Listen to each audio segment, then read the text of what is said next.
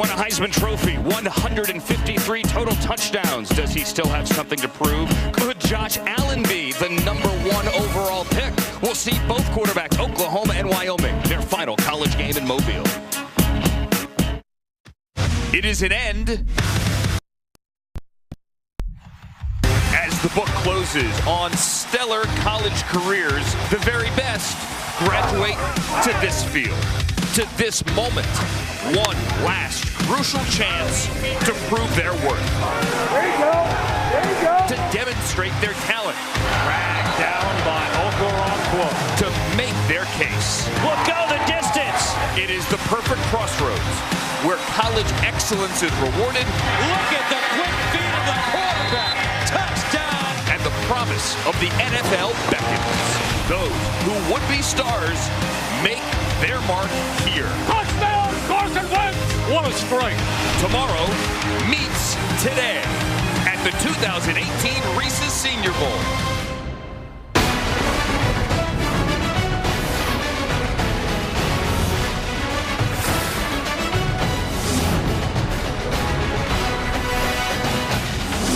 But wait, yes, there is more. There is more college football. The 69th edition of the Reese's Senior Bowl on that field here at Ladd-Peebles Stadium in Mobile, Alabama. It's the final time that some of college football's best players, best seniors will put on pads. Welcome to the booth here where we are dry. That is Mike Mayock, Charles Davis. I'm Andrew Siciliano, Alex Flanagan, Daniel Jeremiah join us shortly on the field. 3 practices, 1 game. Mike, a week-long job interview.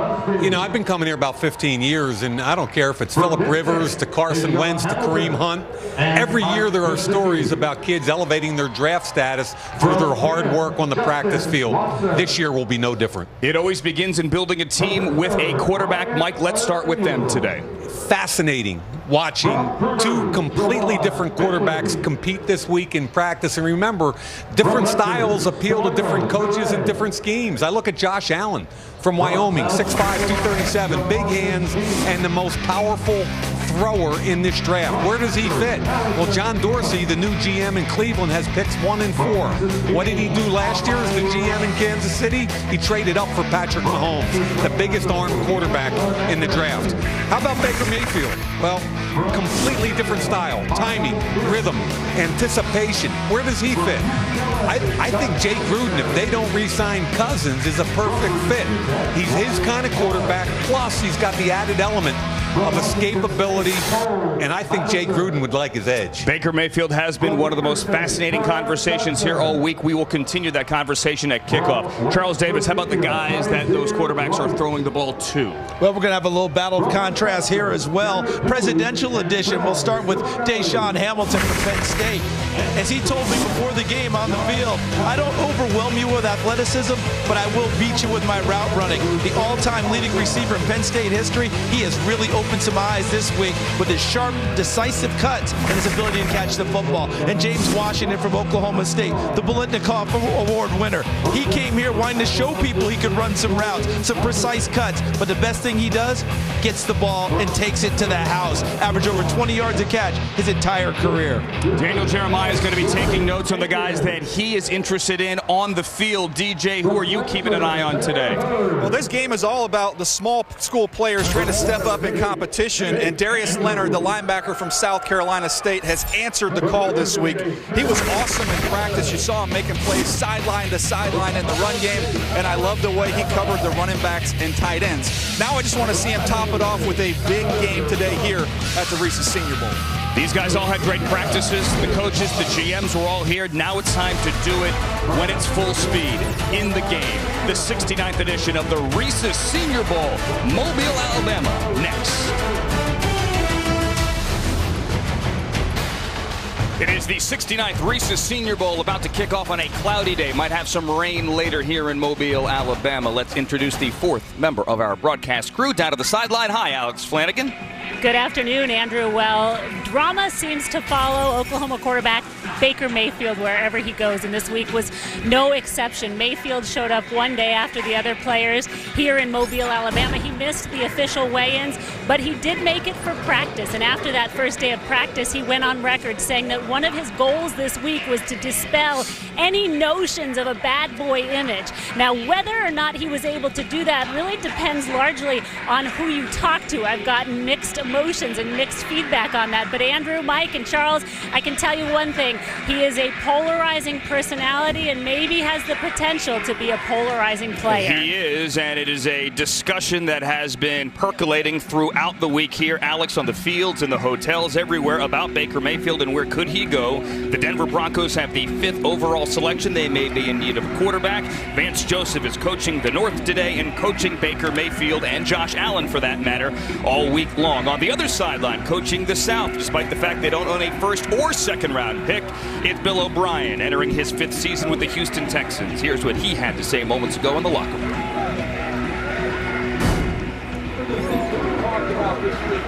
It's a reward. It's an evaluation. The big thing today is to go out, play fast, play smart, okay? Make sure you remember the techniques and the scheme that we taught you, okay? Do a great job of communication. Everybody has each other's back out there. Let's go out there and play 60 minutes. Let's go play good, hard football and put your best foot forward today, okay? So we say all week as we see Michael Badgley here from Miami set to kick off that this is about the evaluation in practice, but it's also about, Charles, Mike, taking what you learned during practice and putting it to work on the field on Saturday. Coaches are big on finish, and Charles and I are both coaches' sons, and we've heard that our whole lives, and that's what today's about. The kickoff is going to be a short one, and Rashad Penny from San Diego State, who led the nation in rushing, and not only that, had 7 career kickoff returns. The Mountain West Special Teams Player of the Year takes that kickoff and runs it back to the 22-yard line. Our starting quarterback this week, gentlemen, Mike White from Western Kentucky, the South Florida transfer. Put on a show when we interviewed him the other day. We put him on the spot and asked him his favorite play. He ripped it out verbally. And then I said, go through the progressions. He went cover 4, boom, boom, boom. Cover 3, cover 2. He did a phenomenal job. We had some fun with him. And Charles, you highlighted this young man, I think, because you like his intellectual side just as much as his playing side. I think you nailed that. He has all of that, played 3 different systems and adapted each one quite well. Darrell Williams from LSU is the starting running back, and actually it's another fellow Tiger with the first completion. The first reception is DJ Chark out of LSU, a heck of a return man in his own right. Taking a look at the starting offensive line, Bradley Bozeman here from the big school Alabama, but you also had Brandon Parker from a small school at NC North Carolina A&T, blocked for Tariq Cohen last year, who had a great year this year for the Bears in the backfield. James Washington, Ian Thomas, and Jordan Akins, a couple of tight ends on the field early here for the South. Or beg your pardon. Yeah, so it's Mike White on second down, this time right up the middle to Darrell Williams, and a guy that turned a lot of heads this week, Justin Jones from NC State in the middle. You know, really interesting. 2 small school kids at guard and tackle. So what you have here, take a look at these 2 guys. You're talking about a Division II guard in Kappa, North Carolina A&T at left tackle.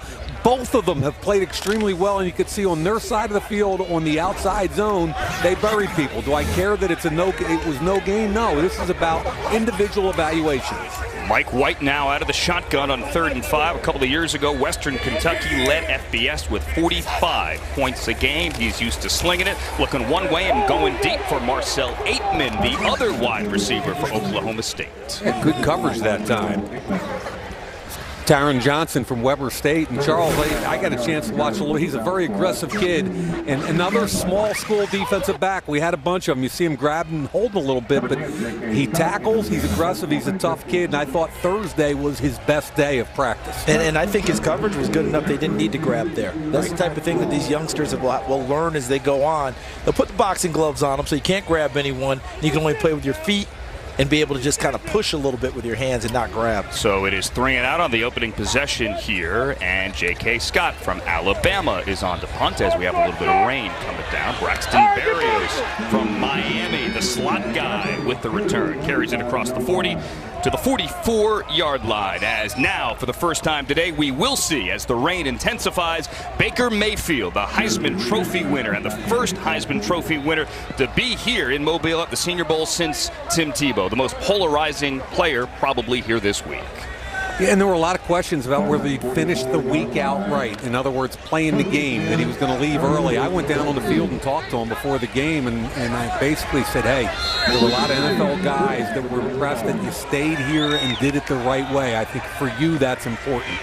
He's going to start with Kalen Ballage in the backfield, a play fake and a roll out to the right. Mayfield is going to throw it short to Durham Smythe, the Notre Dame tight end. Don't know how long we will see Baker Mayfield, maybe one series, maybe two. Not used to being under center. Footwork is different for him. Nice job on naked boot.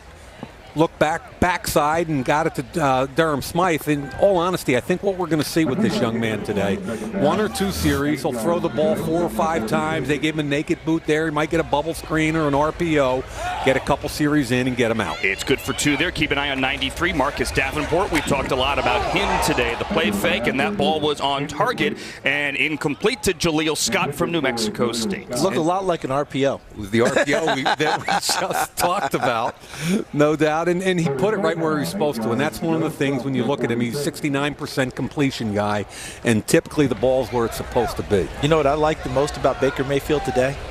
Ending his collegiate career wearing Oklahoma State orange. Gotta love that. How weird is that? Yeah, right. He's got the Oklahoma Sooners helmet here, and he has the Oklahoma State orange. And there is Marcus Davenport taking Mayfield to the turf on 3rd down. 6'6", 259 pounds. We've talked about, is this guy going to be a first-round pick in the NFL? He's working against Brian O'Neill from Pitt, and he collapses him. Brian O'Neill's got great feet. He was a high school basketball player and tight end, but Charles, the anchor and the power is the question. And Davenport actually used his hands very well, able to shrug him aside as he moved back to the inside to get the sack. Johnny Townsend now on the punt from Florida. M.J. Stewart, the defensive back from North Carolina, runs into the up back and fields it cleanly, averts disaster, and runs out of bounds. Baker Mayfield, coached up by Mike Sullivan. Do we get a second possession? Is it Josh Allen time? Stick around, no score early.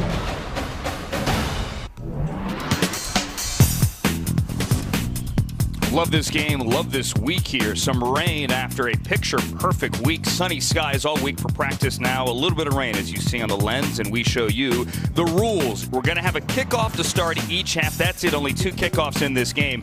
Also should be noted, there's a 2-minute warning at the end of all 4 quarters, and there will be a change of possession at the end of the first 3 quarters, regardless of what's going on.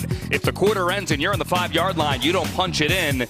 Tough luck. The other team has 1st and 95 going the other way when you start the next quarter. Yeah, and you must attempt a 2-point conversion in the 2nd quarter. And the whole point of these kind of funky rules are for evaluation. 2-minute offense, 2-point conversions. They want to give these pro scouts that watch this tape an opportunity to watch these kids in every situation you might see in the NFL. We're looking forward to seeing here the man who led the nation in rushing in 2017. There he is, his first carry. Rashad Penny, 2,248 yards. He was 5th in the Heisman. That's a pretty special player right there. And he played with a fullback. When San Diego State, Charles, plays that very traditional run game offense, power offense, and Nick Bowden, who was here this week, was his fullback, and what a hammer that kid was. Bowden is wearing 15 as we see the play fake and a rollout by Mike White, who on the run gets that pass knocked down by the linebacker Mike McCray from Michigan. That's a nice play by Mike McCray, the middle of the inside linebacker from the University of Michigan. Doesn't buy the fake. Watch, it's a bootleg play. Watch number 9 in orange. He's going to boot it. He flows, comes back the other way, and knows right away what type of pattern is going to be. You see how he just got on his horse and ran for the pattern. Didn't try and find the man until he got there. Then he looks back for the football and gets a hand on it. It's a really nice play by Mike McCray. Active guy. His father was a captain at Ohio State in 1988. Must have been a tough pick. Could you imagine that conversation? Well, Dad, I want to go to Michigan. Dad said he's happy that his son, by the way, is a Buckeye. On 3rd and 5, there's a first down. There's Jamon Moore from Missouri. Gets it to midfield. Oh, that's a nice throw and catch. Mike White, timing, anticipation. We talk about that. There are not a lot of college quarterbacks that throw people open. Mike White did a nice job there. Jamon Moore on the outside. He gets on top of the defensive back for Weber State, and look where the location of the football is, Charles. And that was really nice patience by Moore, because I think he wanted to be inside earlier on that route, Mike. Right. Stayed on the outside, then came inside later, and a nice throw by White to complete the play. Just shy of the 50. They're going to put it at the 46 after a gain of 22. And here is Penny. Does he have the speed to make it? Rashad Penny is finally tracked down at the 20-yard line. There is our first big play of the day, finally tracked down by Trayvon Henderson from Hawaii. Watch the tight end, Ian Thomas, come across, kick out the defensive end, Okoronkwo. Great job by the blockers up front, and Penny does the rest. Yeah, you're right. He got that wham block on the other side, but the left side of the offensive line created a huge gash in the defensive front, and Penny was into the secondary before he could blink. Gain of 34. Feed him. Penny again. Takes it inside the 15. Big O-line doing a nice job in front of him. And that's who Penny is, downhill. You know, he's side saddle on the shotgun there. He can catch the football out of the backfield. And I think one of the things he's got to get better at, Charles, is just committing to pass protection and route running. They're the two things, if he wants to be a three-down back in the NFL, catching the football, identifying and blocking in pass protection. What he'll find out very quickly is the coaches won't get on about pass protection. His quarterback will. And that's what'll keep you off the field.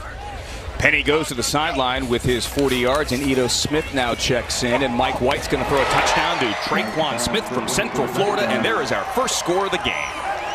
Mike White looking sharp, Charles. And sharp in so many ways in where he's putting the football. Because we talk about accuracy all the time, and it's not just a matter of completion percentage. Is the ball in the right place for that particular play? Is it in a spot to keep your guy running away from the defense? Look at this. Absolutely perfect. He's got inside leverage on the defender, puts it right to the inside part of the number 4, and whammo. I'm with you, Mike. Mike White off to a very nice start as the quarterback here today. And how about Traquan Smith? You know what they say at University of Central Florida for the wideouts, don't you? What is that? No block, no rock. That's it. Well, he got the rock there and got a touchdown there, and now Daniel Carlson from Auburn is on. This is an NFL extra point from 33, and he nails it. Daniel Carlson never missed an extra point in college. 208 of 208, now make it 209. Penny sets up Smith, and the South is on the board first.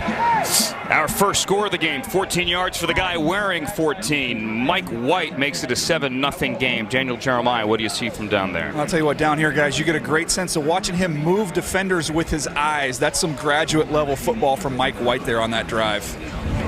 Great job. DJ picks up a real good point. He got the underneath coverage out, but what I've loved, Charles, is the accuracy. Every ball's been right where it's supposed to be so the receiver can catch and run. He's got excellent training. Think about it, back-to-back. Jeff Brom was his head coach, right? Who's now at Purdue. Did a nice job resuscitating the Boilermakers this year, didn't he? No doubt. And then Mike Sanford came in from Stanford. Very well schooled in what to do in the passing game. Also will run the ball a little bit from that Stanford background, although they had a tough time doing it this year, but Mike White can sling it. We're getting a second possession for Baker Mayfield after a 3-and-out and a sack on the first possession. And the first play here is a run to Kalen Ballage with Shaquem Griffin in there. They're two intriguing names you just dropped. Ballage is a guy that you look at as production versus potential. His production wasn't great at Arizona State, but he's a height, weight, speed freak. I'm talking about 27 right there, Ballage. And teams are intrigued by his physical skill set, even though he didn't get a lot of touches at Arizona State. He's going to be a combine star in terms of the workout. Yep. Mayfield again gives to Ballage. Big hole, Ballage at the 40. Ballage lowers his shoulder and takes it across the 45-yard line. Went through Quinn Blanding for a first down. So Will Hernandez has been really intriguing. 340-pound guard. Look at him skip into the hole, get the hit on the linebacker. And he's a mauler. He's nasty. People wanted to see his feet, especially with change of direction. He pass protected pretty well. I think he could go in the second round. That was a heck of a skip pull there, wasn't it? I mean, he skipped and then pulled. It's a gain of 16 for Ballage, who's going to get another carry. Kalen Ballage, fascinating player. Kind of did everything at Arizona State, but lost his job late in 2017. Once had an FBS record, 8 touchdowns in a game. I love that first run he had. be able to explode through it because I like the way he finished, drop the shoulder and finish. But what I want to see more from him when the opportunity presents, how does he pick his way through the trash at the line of scrimmage to create some bigger runs downfield? Yeah, contact balance. Break some tackles. Do that. Yep. Mayfield setting up the screen on 3rd and 2. That is Alan Lazard out of Iowa State. Beg your pardon, the scoreboard said 3rd down. That was 2nd down. And they're going to take it across midfield to the 49. Will Hernandez, 340-pound dancing bear. Look at those shoulder pads. He looks like Incognito to me. Richie Incognito with a very similar demeanor. You want to talk about nasty finish. The question is, on change of direction and quickness, can he handle that? A big mauling gap scheme team will fall in love with him. 3rd and 5. Mayfield pulls it back, throws it wide left. Not going to be enough for the 1st down. It's Lazard again coming up a couple of yards short. And you're talking about incognito and demeanor on the field, right, Mike? Yep. Yeah, not necessarily, because we haven't had any of that off-field stuff with Will Hernandez. He's just been out there just beating people up. They're going to go for it on 4th down, and I think they should. This is probably going to be it for Baker Mayfield, so let's see the kid sling one. See what he can do on 4th down. And it's good for all the positions to see what they do in these short yardage situations. See how defense handles it. Single high press, it's man coverage. Baker, throw it up, brother. Show the read and throw it. Balaj, though, has a big hole and a 1st down, so the drive will stay alive as once again Kalen Balaj lowers the shoulder, this time through the local guy, Jeremy Reeves. And it started with his read, Mike. Great blocking, and it's just zone scheme blocking, and you can see 52, the big lineman getting out there, Mason Cole from Michigan. He did a nice job sealing, and now watch him drop the pad level, Charles. You just talked about him being more physical in his contact balance. And it started with the vision because the play was designed left. He saw it blocked and a little traffic and came back right and found the open space. All knocked down. Mayfield doesn't want it. Smart man. Marcus Davenport got a hand on that one. 2nd play he's made today. How about Davenport? We just did a little report before the game that he's a different kind of kid, like a flatliner. He didn't show a whole lot of crazy intensity during the week, and not that every kid has to be that way, but the coaches were kind of like, we want to see more, we want to see more. Thursday was his best practice, and he's continuing it today. Andrew Brown. It was Andrew Brown. My apologies there, even though we did see Davenport have the sack earlier. Davenport, Andrew Brown both had good weeks as Mayfield steps up, throws it deep. He overthrows the fullback, who went down the right sideline, Dimitri Flowers, and his teammates. Yeah, they did that a lot, little wheel route at Oklahoma where Flowers was open an awful lot. Pressure again, and you mentioned the name Andrew Brown from Virginia. You're talking about a guy that was a 5-star recruit coming out of high school, was kind of not as productive as he should have been in college.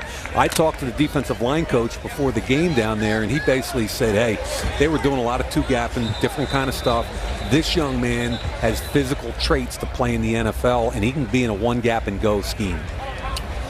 Officials huddling here. Kevin Marr is our official this evening, our lead referee. 4:46 to go. South on top of the North, 7-0 on a touchdown. Mike White to Traquan Smith. So what's the deal with these officials? Clock operator, please reset the game clock to 4:55. And my question about the officials is simply this. How many games do you do now that the head referee's yoked up? I mean, you remember in the old days, that wasn't a big deal. You see these guys now, ever since hit Hockey League, everybody's got the schmedium going. They've been hitting the weight room. They're looking good out there. Kevin Marr's no exception. Not at all. Here's Mayfield on 3rd down, steps up. Mayfield slings it for Gesicki. Can't hang on. It's Jeremy Reeves from South Alabama making that play in his home stadium. Nice break on the ball, Mike. Yeah, he's coached by a kid named Colin Hitchler, who I saw play high school football. And Colin does a great job with the safeties. And this ball's just a little bit late because he had to climb the pocket. It gave Reeves an opportunity to get there. You can see the arm strength with Mayfield, although I think if he put a little air under it, he could have let Gesicki at 6'6" go up and elevate. See what Michael Badgley can do. This is a 50-yard try. He was 3 of 11 in his career from 50-plus, as long as 57. That one is straight down the middle with perfect distance and accuracy. So we get a field goal. We get a touchdown. It is now 7-3 here. Late first quarter just underway on a wet day in Mobile.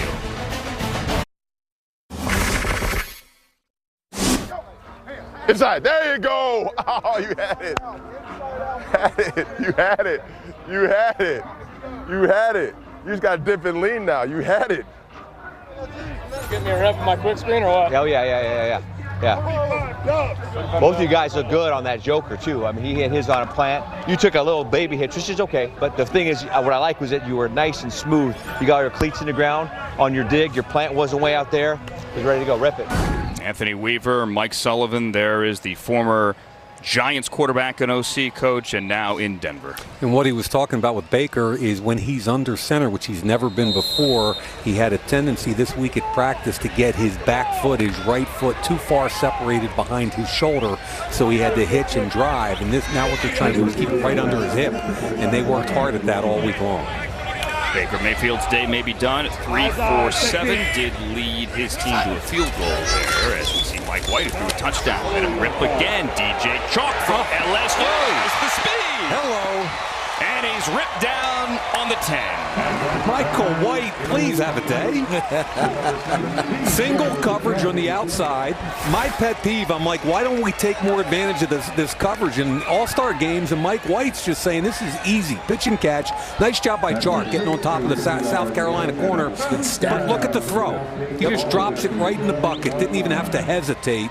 Great job by Chark. Even better job by the quarterback, White. He got right on top of Jamarcus King and then stacked him so he'd have to run right up his back if he'd hoped to make a play. It is a gain of 63 yards. White to Chark, as now Mobile's own Ito Smith checks into the game and quickly gets enveloped by about half of that North defense, including Fred Warner from BYU. Fred Warner's an interesting guy. I mean, we just saw him make a tackle there. But Charles, he had 7 interceptions, which is highly atypical for a linebacker in college football. That's more than most of the defensive backs, and he can run. Yeah, he can definitely do that. He's very good in pass coverage. 13 passes broken up to go along with those 7 interceptions, Mike, but does a good job in the run game as well. Had 265 tackles in his college career. Brother Troy also plays for BYU. 2nd and 9 after the gain of 1. Ito Smith still in the backfield next to White. Mike White has 1 touchdown pass. Here he gets taken down with a flag. The Taekwon Lewis that was in there? Who got It's him? Phillips actually in there. Harrison Phillips out of Stanford. White helmet. Harrison Phillips had a really strong week. Holding. Offense number 72. 10-yard penalty. Repeat. No. Brandon Parker out of North Carolina A&T. Nice job up front by the defensive lineman, though. You talk about Harrison Phillips getting there. I saw Taekwon Lewis getting some penetration inside, putting a little pressure on him. Harrison Phillips, like that kid. We had a nice little friendly exchange with him. I'm an SEC guy, he's a Pac-12 guy. People misunderstood what he said, tried to get on him. It's a terrific young man. Picked up the phone and called me to apologize. Something he didn't need to apologize for. Like him a bunch. He's a great, great kid. SEC Twitter is nasty. They declared the penalty. It's a loss of 8 on the sack. So it's 3rd and long here. 3rd and 17. White steps up. Chark over the middle. Can he make one man miss? No. Chark wrapped up there by Trayvon Henderson. Good tackle. I think White wanted to push it. He did down the field. He was looking to his left, but then you could see the yellow helmet Shark coming across on the shallow cross. He was wide open, which the defense is willing to give you in that down and distance.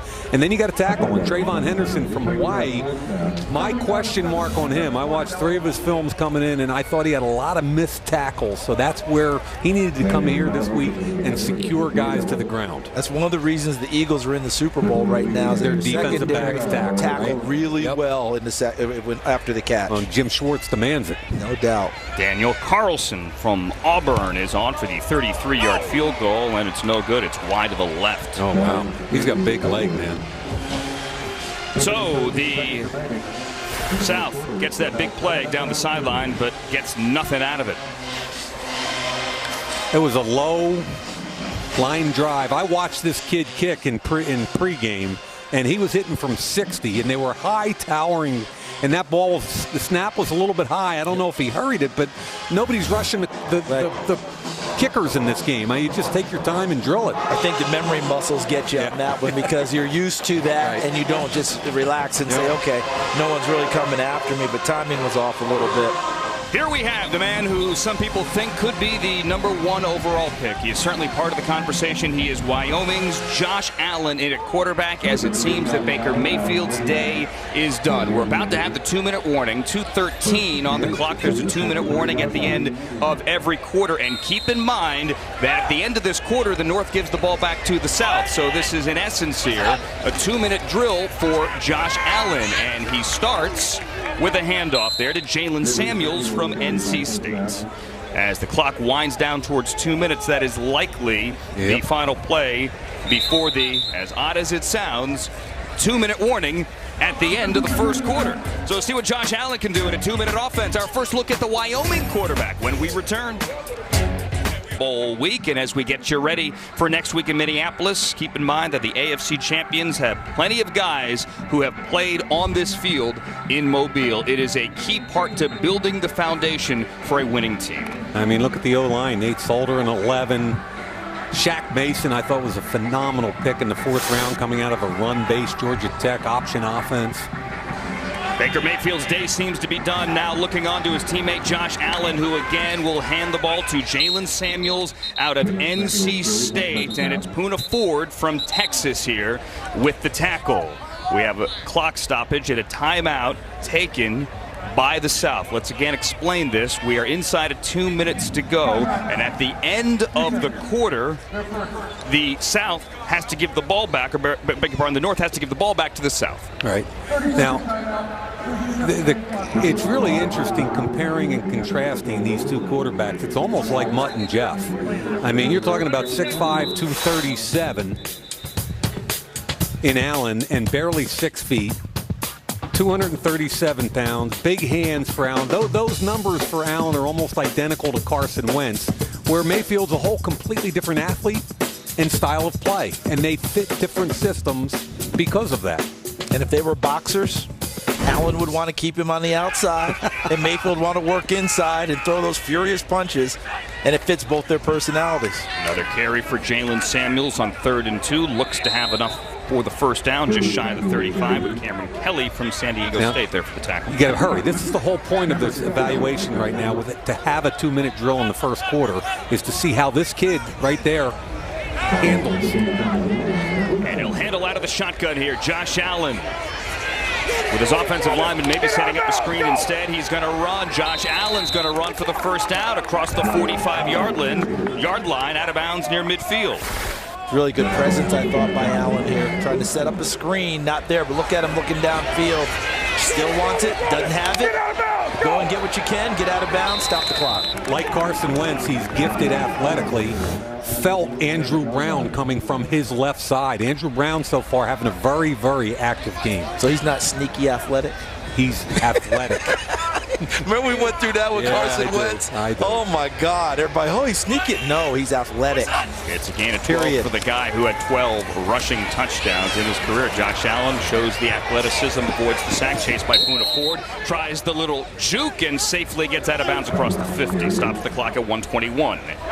You're going to see Chenna Nwosu over here with Noteboom, the left tackle from TCU. Now, that's a 6'2", 240-pound edge rusher who I think is going to be a Hassan Reddick type of guy. Stand up on first down, and then an edge rusher in sub packages. But look, again, Josh Allen, 6'5", 237. It's not there, Chuck. Yep. Pull it down and go. Pull it down and go. Yep. I think I was actually Jamil Demby over there, Mike. Was that Demby, the main? The main kid. I'm messing these helmets up. Well, these helmets mess with us because they don't always correlate to what we grew up with, do they? I'm just going to call it helmets for now on. All right, so there is NC State. Jalen Samuels over the left side for the first down, a gain of 11 to the 41-yard line, and the clock continues to move. I think he's had a pretty decent week, Mike, overall. Samuels, even though people are still trying to figure out where to slot him. Caught over 200 passes. I don't think he's a running back, though. Yeah, I think he's more of the H-back type. Yep. Here's your screen to Samuels. He's only 228 pounds, so it's a different conversation. DJ, what do you think? DJ? Sells throwing the ball outside the numbers on drive throws. Some of the touch throws in the middle of the field can get away from him. So it's been interesting to watch him this week. I thought we saw him improve on those touch throws, especially in the red zone area, working in the middle of the field. Yeah, we saw one Thursday, didn't we, guys? That he threw one It really more of a laser dart that he threw on Thursday in the red zone into the end zone for a touchdown pass. Now, let's take a look at what this kid really is back in the day at Wyoming. You want to talk about powerful arm. This first throw is ridiculous. He's going to climb the pocket and watch the RPMs on this thing. Are you kidding me? That's ridiculous. Escapability at 6'5", 237 against a free runner. He's got the athletic ability to get out and makes a great throw. On the run, moving to his left in a tiny wind. Really just an amazing athlete with a powerful arm, albeit not always as accurate as you'd like. He's been making wild throws. Now he's going to climb the pocket. Think about going deep instead with the flag down. Throw it away and over the head of Braxton Berrios. Flag down in the backfield. Yeah, I think they're going to get the left tackle from Maine, Denby, blocking, I believe it was Haynes from Ole Miss. 10-yard penalty, repeat second down. Yep, Jamil Denby, 40 career starts, left tackle, a Maine Black Bear. And you'll see it right over here. And I like the way the quarterback hangs in this pocket. You see, he's a little sitting there. Now he's going to escape. And when he escapes, that's when Denby ends up pulling the jersey. Downfield, pretty tight. Nowhere to go with the football. He throws it away. Good coverage there. Shandon Sullivan, the Georgia State corner. So the hold will back it up 10, make it a 2nd and 20 back on the other side of midfield at the 49. Josh Allen again, pressure on, checks it down. Samuels over the middle. Samuels to the 40. Jalen Samuels chased down finally from behind by Darius Leonard. Mike, you showed that comparison between Allen and Baker Mayfield in terms of height and all the other stuff. Do you see how his height, he played to it right there? Yep. Because he could see over the top. Because he could see over the top, he didn't have to get shaky in the pocket. He didn't have to get, the feet didn't have to move around, right? He didn't have to find a sight line. He got back into the pocket and stood solid because he could see everything there and then was able to throw the ball downfield. For other quarterbacks who may not have that, you may have to see a little bit more movement in the pocket to find that sight line in order to get it downfield. That time I thought Josh Allen played to his height. Downfield and down on the field, Daniel Jeremiah.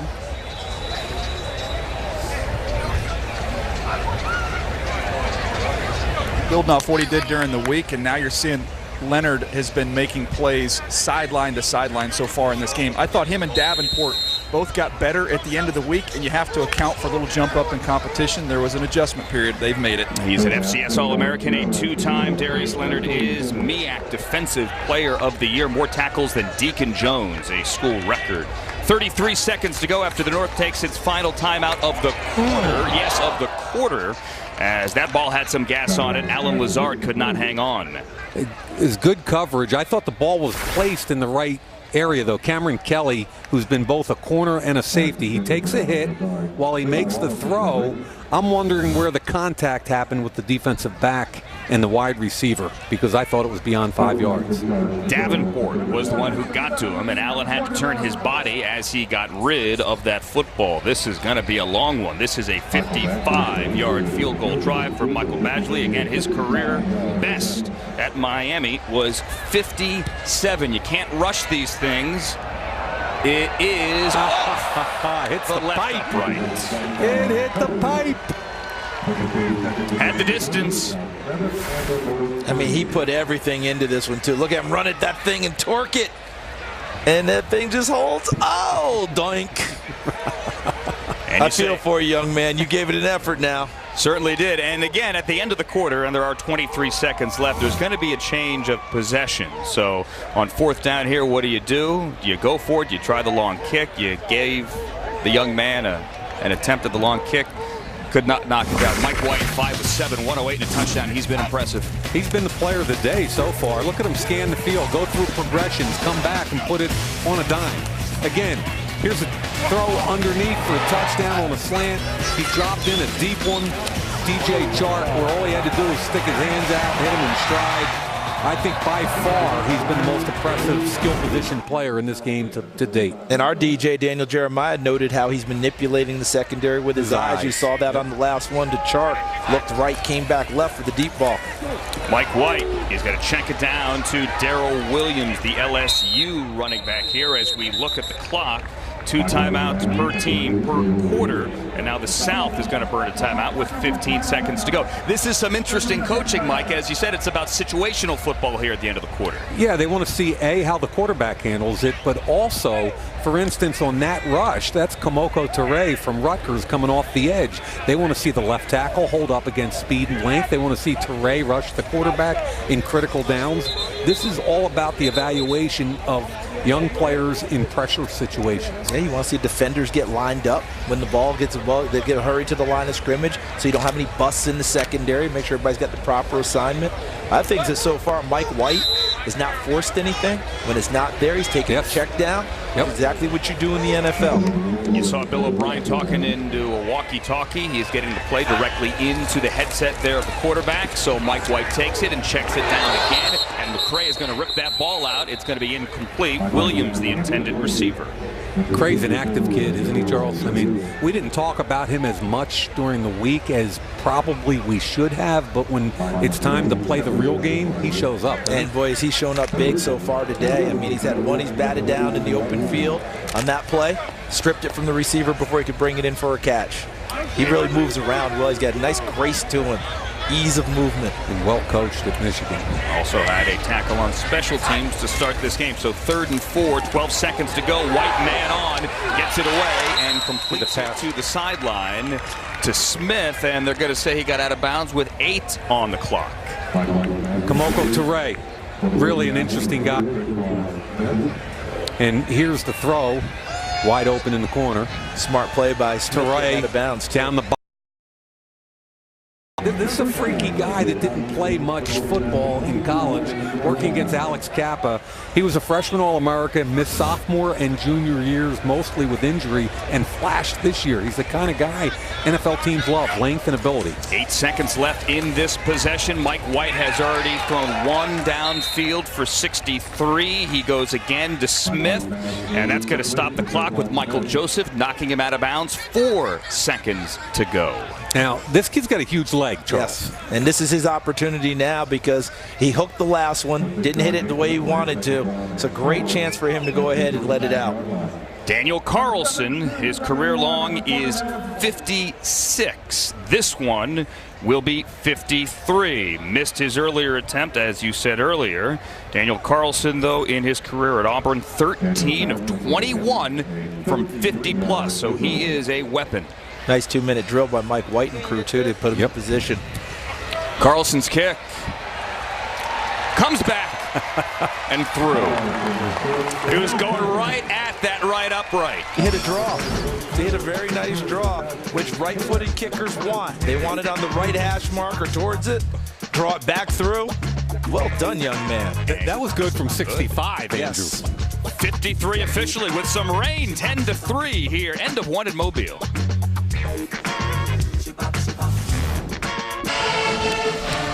One quarter in the books here in Mobile. A little bit of wind, a little bit of rain. 10-0. The South has the lead with an early touchdown pass from Mike White to Traquan Smith from Central Florida. Josh Allen from Wyoming is back at quarterback with Baker Mayfield's day done at 3 for 7. Josh Allen early today, 2 for 3 for 14 yards. Let's see what he can do here as Deshaun Hamilton checks into the game. Wide receiver to the left bottom of your screen. Out of Penn State. Akram Wadley into the game as well, the Iowa running back. Play fake to him. Josh Allen, let it go. There's Deshaun Hamilton. A little bit of separation. And that's a throw where you missed it by 5 yards. Now, was there a ton of separation? No, but in the NFL, he's on top of it. Give him a chance to make a play. Right? Give him a chance to go make a play on the football. How many times have you been to those camps, Mike, when the young quarterback comes in and it's a tight window throw, right? And he doesn't make the throw. The coach says, why didn't you throw it? Well, coach, there's a little bit of traffic in there. Son, that's open in this league. That's exactly right. You better find a way to fit it. Yep. And the thing with Allen, the conversation will be between now and April 26th. His accuracy, had a man there, could not connect. Wadley is going to carry it over the right side. Back-to-back 1,000-yard seasons for the Hawkeyes. I do like the fact that they took the shot, though. Mike, you've called for it in this game. You know, when you have this type of coverage that you're going to get today, a lot of man, single high safety, right, safety, middle of the field, everyone else manned up. Take your shots with these guys. Give these receivers a chance. Let the quarterbacks air it out a little bit. We're starting to see that. Mike White's done it. Saw Josh Allen just take a shot. It's a gain of 4 for Wadley on second down to set up a 3rd and 6. Man coverage all the way across. Got Jaleel Scott in the slot to the left there as well. Allen holding it, and finally getting ripped down by both LSU defensive linemen Christian Lacouture and Greg Gilmore. Good coverage forced him to bring the ball down. Nice job. Left tackle's going to push Davenport up the field. He climbs the pocket, but that gives the defensive tackle, both yellow helmets from LSU, an opportunity to make a play. Yeah, kind of went right into the pincer between the two of them, Correct. didn't they? Nice job. Davenport forced him up into the pocket, and the LSU kids cleaned it up. And now Johnny Townsend is on to punt. MJ Stewart from North Carolina. Somebody named MJ from North Carolina. The defensive back. Spins, and is eventually brought down by Tanner Carew, the long snapper. Nice play, Tanner Carew. 10-3, early second. Back at the Reese's Senior Bowl here in Mobile, Alabama, the South on top of the North, 10-3. Mike Mayock, Charles Davis, I'm Andrew Siciliano, and this is a treat. Joining us as well down to the sideline, the defensive coordinator of the Houston Texans and the D coordinator for the South, Romeo Crennel. Are you allowed to do this in game? No, I'm not allowed to do this in game, but this is a special game, so I'm going to take advantage of it. Hey, Coach, you and I are both old enough to have this particular conversation, okay? All right. Marcus Davenport, you've seen all week. Can you compare him to anybody on the Houston Texans right now? Merciless, Clowney, that whole group, or is he completely different than those guys? Well, you know what? He has some features with his length and with his quickness as a pass rusher. They're more developed than he is right now, and he's got to work on his game and get more developed.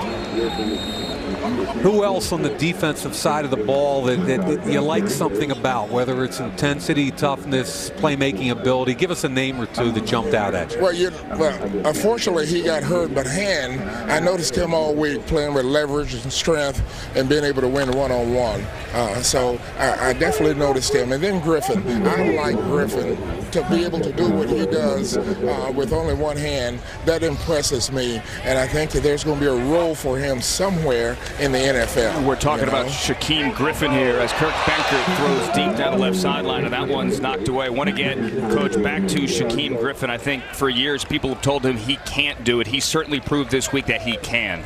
Well, that's right. He sure has, and he's played outside backer, he's played pass rusher, and we even lined him up at a safety some. So hopefully everybody in the NFL sees what he brings to the table.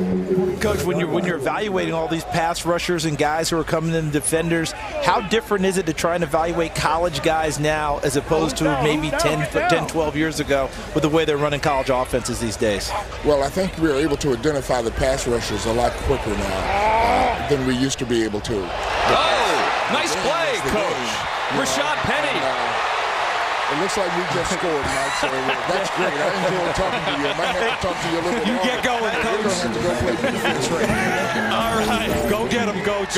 Nice talk, Coach. Get out of here, Romeo Crennel. Take care. Sorry to cut you off, but we had action. Kirk Benkert stepped up in the pocket, made a play, and hit Rashad Penny down the sideline. We do have an injury on the play, but that was a 73-yard touchdown. Yeah, Okoronkwo and Holmes both got pressure. Benkert stepped outside of it, alertly hit Penny, who made everybody miss. And Charles, that's a showcase for Penny's athletic ability. It really is. And how about for Benkert? Because more of his throws I've seen were pocket throws than actually breaking out of them. He could do it, but I thought more of those where he would stand in and fire and deliver. How about him moving to his left there and dropping that in the bucket where Fred Warner was right there in coverage but didn't get his head around, never saw the ball. He didn't see the ball until the ball dropped into the hands of Penny, and then Penny, of course, took it the rest of the way. So I thought that was nice coordination, quarterback extending the play, Penny making a play outside the numbers, and then turning into a touchdown. And Fred Warner was actually down on the play. He is now up and walking back to the north sideline, so that is good to see. In the second quarter in this game, and there are a lot of little nuances, a lot of different rules here to make this game fun. 2-point conversions are mandatory. So after that 73-yard touchdown, Benkert's going to get a play from Bill O'Brien and go back to the huddle and go for 2. And again, they put the ball like the NFL on the 2-yard line. for a special two-point conversion. It forces offensive and defensive players in uncomfortable situations. And again, you see O'Brien talking into the walkie-talkie there. For the first time this year is that coach-to-quarterback communication system here at the Reese's Senior Bowl. Chark and James Washington from Oklahoma State to the left. In the backfield, it's Ito Smith. To the right, it's Ayton. And Smith is going to take the carry, and he is going to power into the end zone for the two-point conversion. Love to see that for the local kid, Ito Smith. Ito Smith from here in Mobile after Kurt Benkert makes a play, and Rashad Penny takes off. It is 18-3. 12:35 to go, second quarter at Land Peoples. This week is about football, but it's more than that. Yesterday, players visited the USA Children's and Women's Hospital here in Mobile. They visited with kids. They signed autographs. They took pictures. They brought a smile to everyone. Huge part of the week off the field. A huge part of the week that is put together by the executive director of the Reese's Senior Bowl, Phil Savage, now with Alex Flanagan. Phil and I have a little bit of our rain hat gear on. It's not raining yet. We're hoping it'll hold off. But Phil, wow, congratulations again on another great week. Well, thank you. I tell you, these players have been tremendous all week long. Their character, their competitiveness, and then their compassion yesterday, and then it's all being put on display today. And what I love about these All-Star games that I've been able to be a part of is the community service part of it, the aspect of the kids going to the hospital and helping out in the community of Mobile. Yeah, and of course Reese's has the partnership with Feeding America, which led directly to Feeding the Gulf Coast. But all the schools were visited yesterday, 2 of our local hospitals, and this is the showcase event, but yesterday's my favorite day of the year as part of the Reese's Senior Bowl. Yeah, I mean, you hear people like Ito Smith say that when he was growing up here in Mobile, he used to come out and get these players' autographs here, and then you see kind of just that continue, and I think the players really take to all those kids wanting to see that. Yeah, and of course we had 6 local players come back, including Jeremy Reeves from Pensacola. He played at South Alabama, but I think all of them enjoyed being back here in Ladd Peoples Stadium all week and then on game day. But all of the other players across the game understand that as a pro athlete, that's part of the obligation, is that not even an obligation, but the desire to help others. Baker Mayfield, of course, was a big get for you to get him here and then, of course, to play and stay for today's game. Yeah, and it was never said to me that he had any intention of doing anything other than playing the game. That was never said to me, but I give him a lot of credit because he was pulled in a zillion different ways this week. He kept his poise, his composure, and then he showed up out here and gave us a couple of drives, and very proud of what Baker did, and we were honored to have a Heisman Trophy winner here for the first time since 2006 as a senior. Of course, Tim Tebow was here, but he had won the award as an underclassman. Certainly a polarizing player. I know the media was all over him. Yeah, well, they wanted to get to know him more because we had over 600 members of the media here, and every one of them wanted a sit down with Baker Mayfield. But of course, he did a great job all week in terms of a lot of the media requests, and of course he has now exited the game. But again, we were very proud to have him here.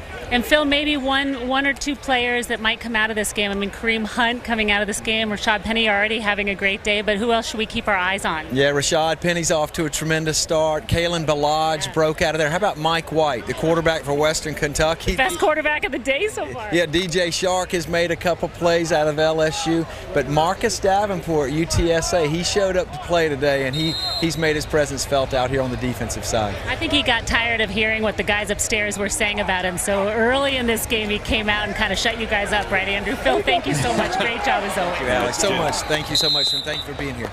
Guys, back up to you. All right, thank you, Phil Savage. Always a great week here as we see a play made by Bilal Nichols, the Delaware defensive tackle who we saw last week at the East-West Shrine game and was a late injury addition this week. It's 18-3. The South on top of the North, about 4 minutes in to the second quarter. Mike Mayock and Charles Davis up here with me. Daniel Jeremiah also down on the sideline. That last possession while Alex and Phil Savage were speaking had a third down where Josh Allen put it in the belly of Deshaun Hamilton, but they could not connect, could not hang on as Ito Smith, the Mobile kid, has a carry over the left side. As we see some of these Senior Bowl standouts we've seen the last couple of years, Carson Wentz, Dak Prescott. We had last year not only Evan Engram, who had a very good season with the Giants, but the NFL rushing champion in Kareem Hunt. Pretty special group every year. Toledo's Kareem Hunt came in here, turned heads throughout the week, had a good game on Saturday as well. It's a showcase for everybody in every division, every place to show their wares. And you find out that they can play on the big stage. 3rd and 14. Bankert rushed there by Bilal Nichols and throws it incomplete to the boundary. 4th down. Young man from Delaware getting his name called a couple of times. You know, he's got an NFL body. He's got NFL traits. Holding. Offense number 73. That penalty is declined. Brings up 4th down. If you look at Bilal Nichols from Delaware, there's no doubt at 6'3", 304 that he looks the part of an NFL player. Put on the Virginia Tech tape. He flashes. Bilal Nichols had a good week last week. He just needs to be more consistent snap to snap. On 4th and 14, J.K. Scott, John Kimball, if you were wondering, brings his 45.6-yard average. Justin Watson almost got a hand on that one. Braxton Berrios calls fair catch and does that on the 32-yard line. Justin Watson from Penn. I don't think you're supposed to be rushing the quarter punter. I didn't see a flag. Come on, Bob! There you go! Boom! That's what I'm talking about! You're so nonchalant, man. What's up? I have to be. Why is that? If I'm not, I start thinking too much. Good. All right, then I'm cool with that.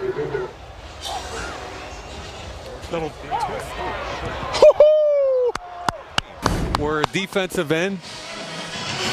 And a defensive tackle exchange responsibilities. That's technically illegal, but we'll call it a natural twist. I didn't see a flag. Coach Weaver did not coach that. I didn't see a flag. Hey, he's one of the brightest young defensive line coaches in the entire league. He does a great job. Did you hear the one sentence he said to Davenport coming off the field? Not nonchalant. They're all trying to kind of get some fire on him, yet apparently he doesn't need it. The fire is getting the sack. Yes.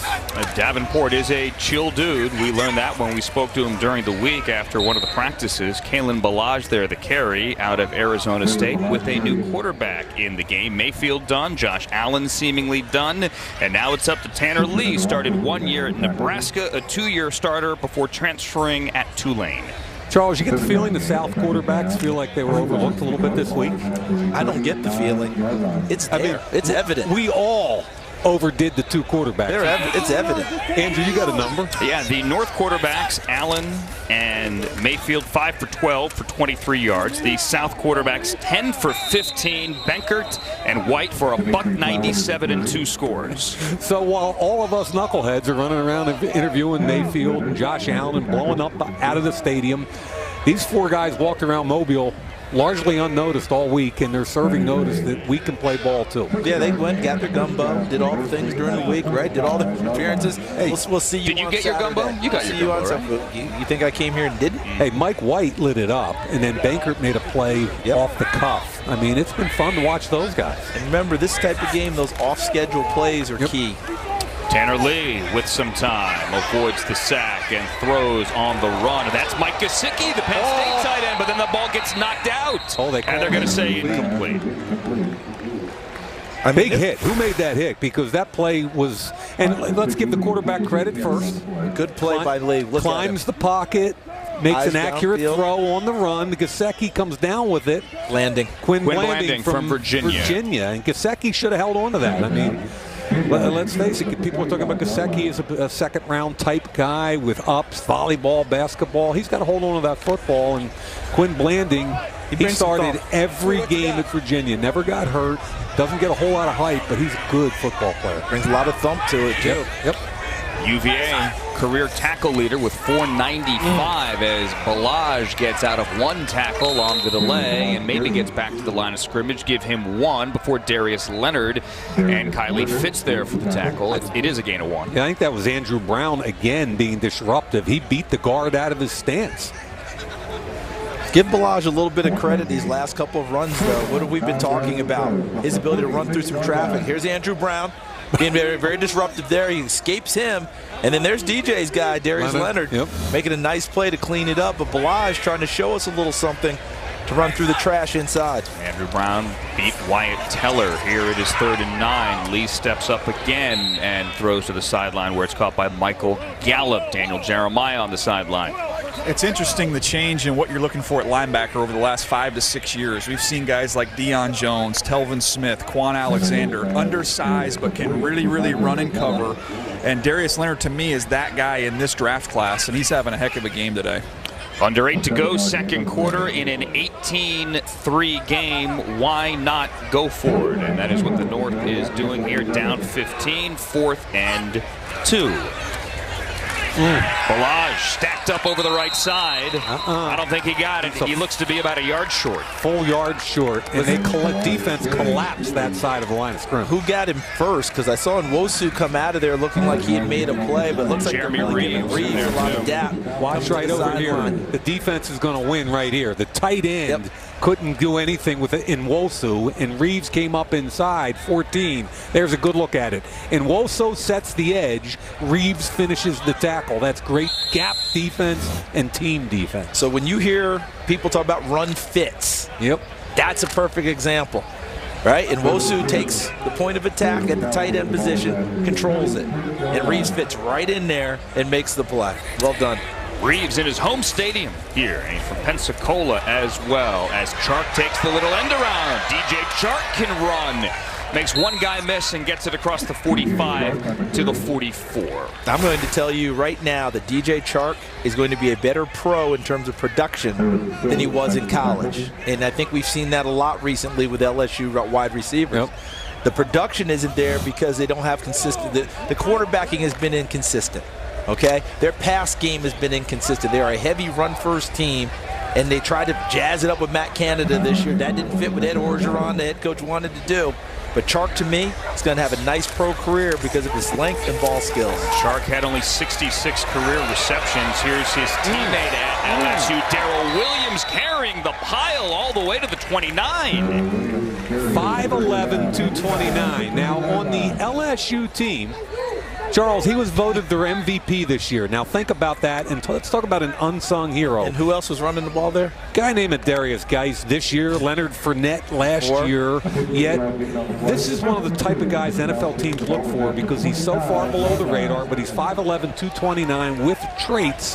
When he pushes the pile like that, trust me, all 32 teams take notice. And LSU puts those guys at Alfred Blue coming out of there, Jeremy Hill.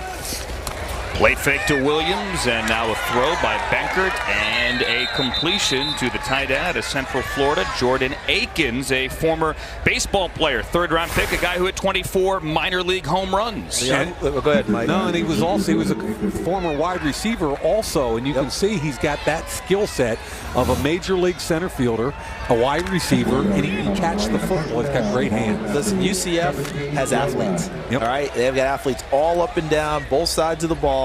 Akins is an example that wouldn't have big numbers, but you just saw his athleticism on display and understanding how to play the game as well. Dewey Jarvis on the tackle and the coverage after a gain of 12, and here is Williams again up the middle. As you mentioned, he backed up Fournette, and Geis, he too was a decent recruit, kind of got, I don't want to say got lost there, but maybe got overshadowed. But Charles, you say this is a guy teams look at. He had only 321 college carries. That can be a good thing. Yeah, your odometer doesn't get turned over. You know, you guys have the fresh legs coming in.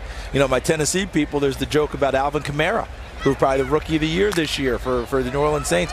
Didn't get the touches, didn't get all of that. But guess what? It pays off for him in the NFL, although he should have been used more during that time in Knoxville. And he should have been a first-round pick. Yeah, well, I think people had first-round grades on him, but for some reason didn't pull the trigger. Benkert throws it up. James Washington can't get it, but do we have a pick? We do. We do, and that was great. It's Marcus Allen. Jamarcus King, the corner from South Carolina, who's 6'1", 182 with long arms. He shadowed Washington, found the football. This is textbook, folks. Watch 7. He's got inside position, sees the football, breaks up the pass, and here comes his buddy for the interception. Yeah, that's really all nice about the corner, Charles. It really is, because he made an excellent play by not panicking and worrying. See, just what you said, Mike, finds the ball. When he pops it in the air, how about the hustle inside from Cooper? Coming over and making a play. That's Cedric Cooper out of Louisiana Tech. A late add here to the Senior Bowl roster. You know what? I said Marcus Allen, who is also wearing 2 and also wearing the white helmet here. Cedric Cooper, a very late add, I beg your pardon, out of Louisiana Tech, as Tanner Lee will throw it to a real Nittany Lion who is in this game, Mike Gesicki, the tight end, with completion near the 25. And to go back on that last play one more time, because it was so good. This is, we talk about evaluation, right? We talk about red zone. We talk about finding the ball in the air. This kid from South Carolina, Jamarcus King, is long. He's got really good feet, but he's only 182 pounds. He's like a knife. He's just a skinny, tall dude with great feet. And if he can just stay physical and tough, he's got a chance. Jalen Samuels carry over the right side here. Question during the week on the NC State back. What is he? A tailback? Is he a fullback? Is he a tight end? Led FBS in 15. All tight ends with 65 receptions that year. I think a lot of the teams in the NFL who like to utilize a tight end, they don't necessarily have to have an absolute hammer. I mean, excuse me, a fullback. They don't have to have an absolute hammer there. They have to have a guy who can lead block, guy can catch the ball out of the backfield, guy can play a little H-back for you, different things. And that might be exactly where Samuels is ticketed. Well, the Eagles have a guy named Trey Burton that does a lot of things for him. It's not much bigger than him. Tanner Lee, here's Gesicki, holds on to this one. Mike Gesicki, 2 receptions in 3 plays, takes it to the 49. Are we starting to see a little bit of what is maybe driving some of the scouts a little bit batty about Tanner Lee? Because he looks awfully sharp right now, Mike. Yep. I mean, he has all the traits you look for. See Gesicki with a nice route inside. Yep. But these balls that he is delivering, Tanner Lee, they're on target, sharp, looks well in the pocket. And then you wonder about the interceptions that we've seen in college. Interceptions and accuracy, and they're the 2 issues with him. And he's got a big arm. He can stand tall in the pocket. Charles, I feel like his pocket awareness is where it falls down a little bit with him. When he has clear vision, clear feet, he drives the football with accuracy. When he doesn't, things start to break down. He sure looks the part when he's out there. Yep. Tanner Lee keeps it, rolls to his right. He almost got picked off again. This time would have been Cameron Kelly. Did I put the whammy on him? Charles, it encapsulated what we just talked about right there, didn't it? Exactly right. Danny Johnson with a nice job from Southern coming in. But it's just, you've got space. You've got clear vision now. Don't make any mistakes. Don't try to fit it in if it's not there. It certainly wasn't there, and 2 defensive players get a shot at an interception. It's really nice coverage, tight right there. Who was that? 24, Danny Johnson from Southern. Danny Johnson. And then, of course, on the backside, Cameron Kelly almost comes up with the pick. I mean, Danny Johnson had 16 picks at Southern. He's a return specialist. He's got a little juice. Tanner Lee on 3rd down. Looks like he wants to go deep instead. Went for the tight end. Durham Smythe up the seam and couldn't connect. Good defense. They were trying to rub route, and there was a collision. The corner and the safety hung in there tough, and really the ball had to come out. So, Charles, you called it exactly right. You saw the good and the bad right there of Tanner Lee. And we saw a pick. Not a rub. Not a rub. You know me, Mike, with that rub. You were doing that all week, I'm with you, Charles. And they picked him off and call it a rub route. Johnny Townsend on to punt, gets it away. MJ Stewart from North Carolina is going to let it bounce, and it hits at the 9, and it's down long inside the 10. And again, it's the long snapper, Tanner Carew. So Monday on Good Morning Football, can the Eagles pull off the upset against the Patriots? We have a full preview of Super Bowl 52, Super Bowl 52. Good Morning Football, Monday, 7 a.m. Eastern, live on NFL Network. So explain to us again what's going on. There's 2 minutes and 37 seconds to half, Andrew. What's going to happen in the next 37 seconds? Mike, as we had at the end of the first quarter, a more traditional 2-minute warning here at the end of the second quarter. So 2-minute warning coming up, and it gives, as you said before, Rashad Penny in the backfield here. It gives, I guess, some situational football coaching as Benkert fires to Traquan Smith, who had the game's first touchdown. But they don't have to give the ball up in 2 minutes, right? No. No. No, they just have to start running it. They have to make sure they run a 2-minute drill. Exactly. So the 2-minute drill will start after that 2-minute warning here in the second quarter. The traditional changing of possession at halftime. You know who's been, to me, has been impressive in the first half? is Traquan Smith from UCF. Field awareness, knows where he's doing, catching the football, knows what his situation is on the clock, finds the sideline after getting all he can after his catches. He's on the bottom of the screen as Banker gets ripped down and taken down by Obo Okoronkwo from Oklahoma. He's working against Kappa from Humboldt State, Division II. Pure speed from the outside. That's who Okoronkwo is. He's a pure speed guy. He's got some toughness. The problem with him, he's only 6'1½". But he gets the sack there. Then he backs him up. It's 18-3 at the 2-minute warning. Coming up at the half, back to Los Angeles. NFL Total Access at the half. Recap what we've seen so far. The South on top of the North, 18-3. Tom Brady speaks to the media. That is Lindsey Rhodes, Terrell Davis, James Jones. Here it's Mike Mayock and Charles Davis, Daniel Jeremiah, Alex Flanagan. I'm Andrew Siciliano at the 2-minute warning. And as we said before, there's one at the end of every quarter.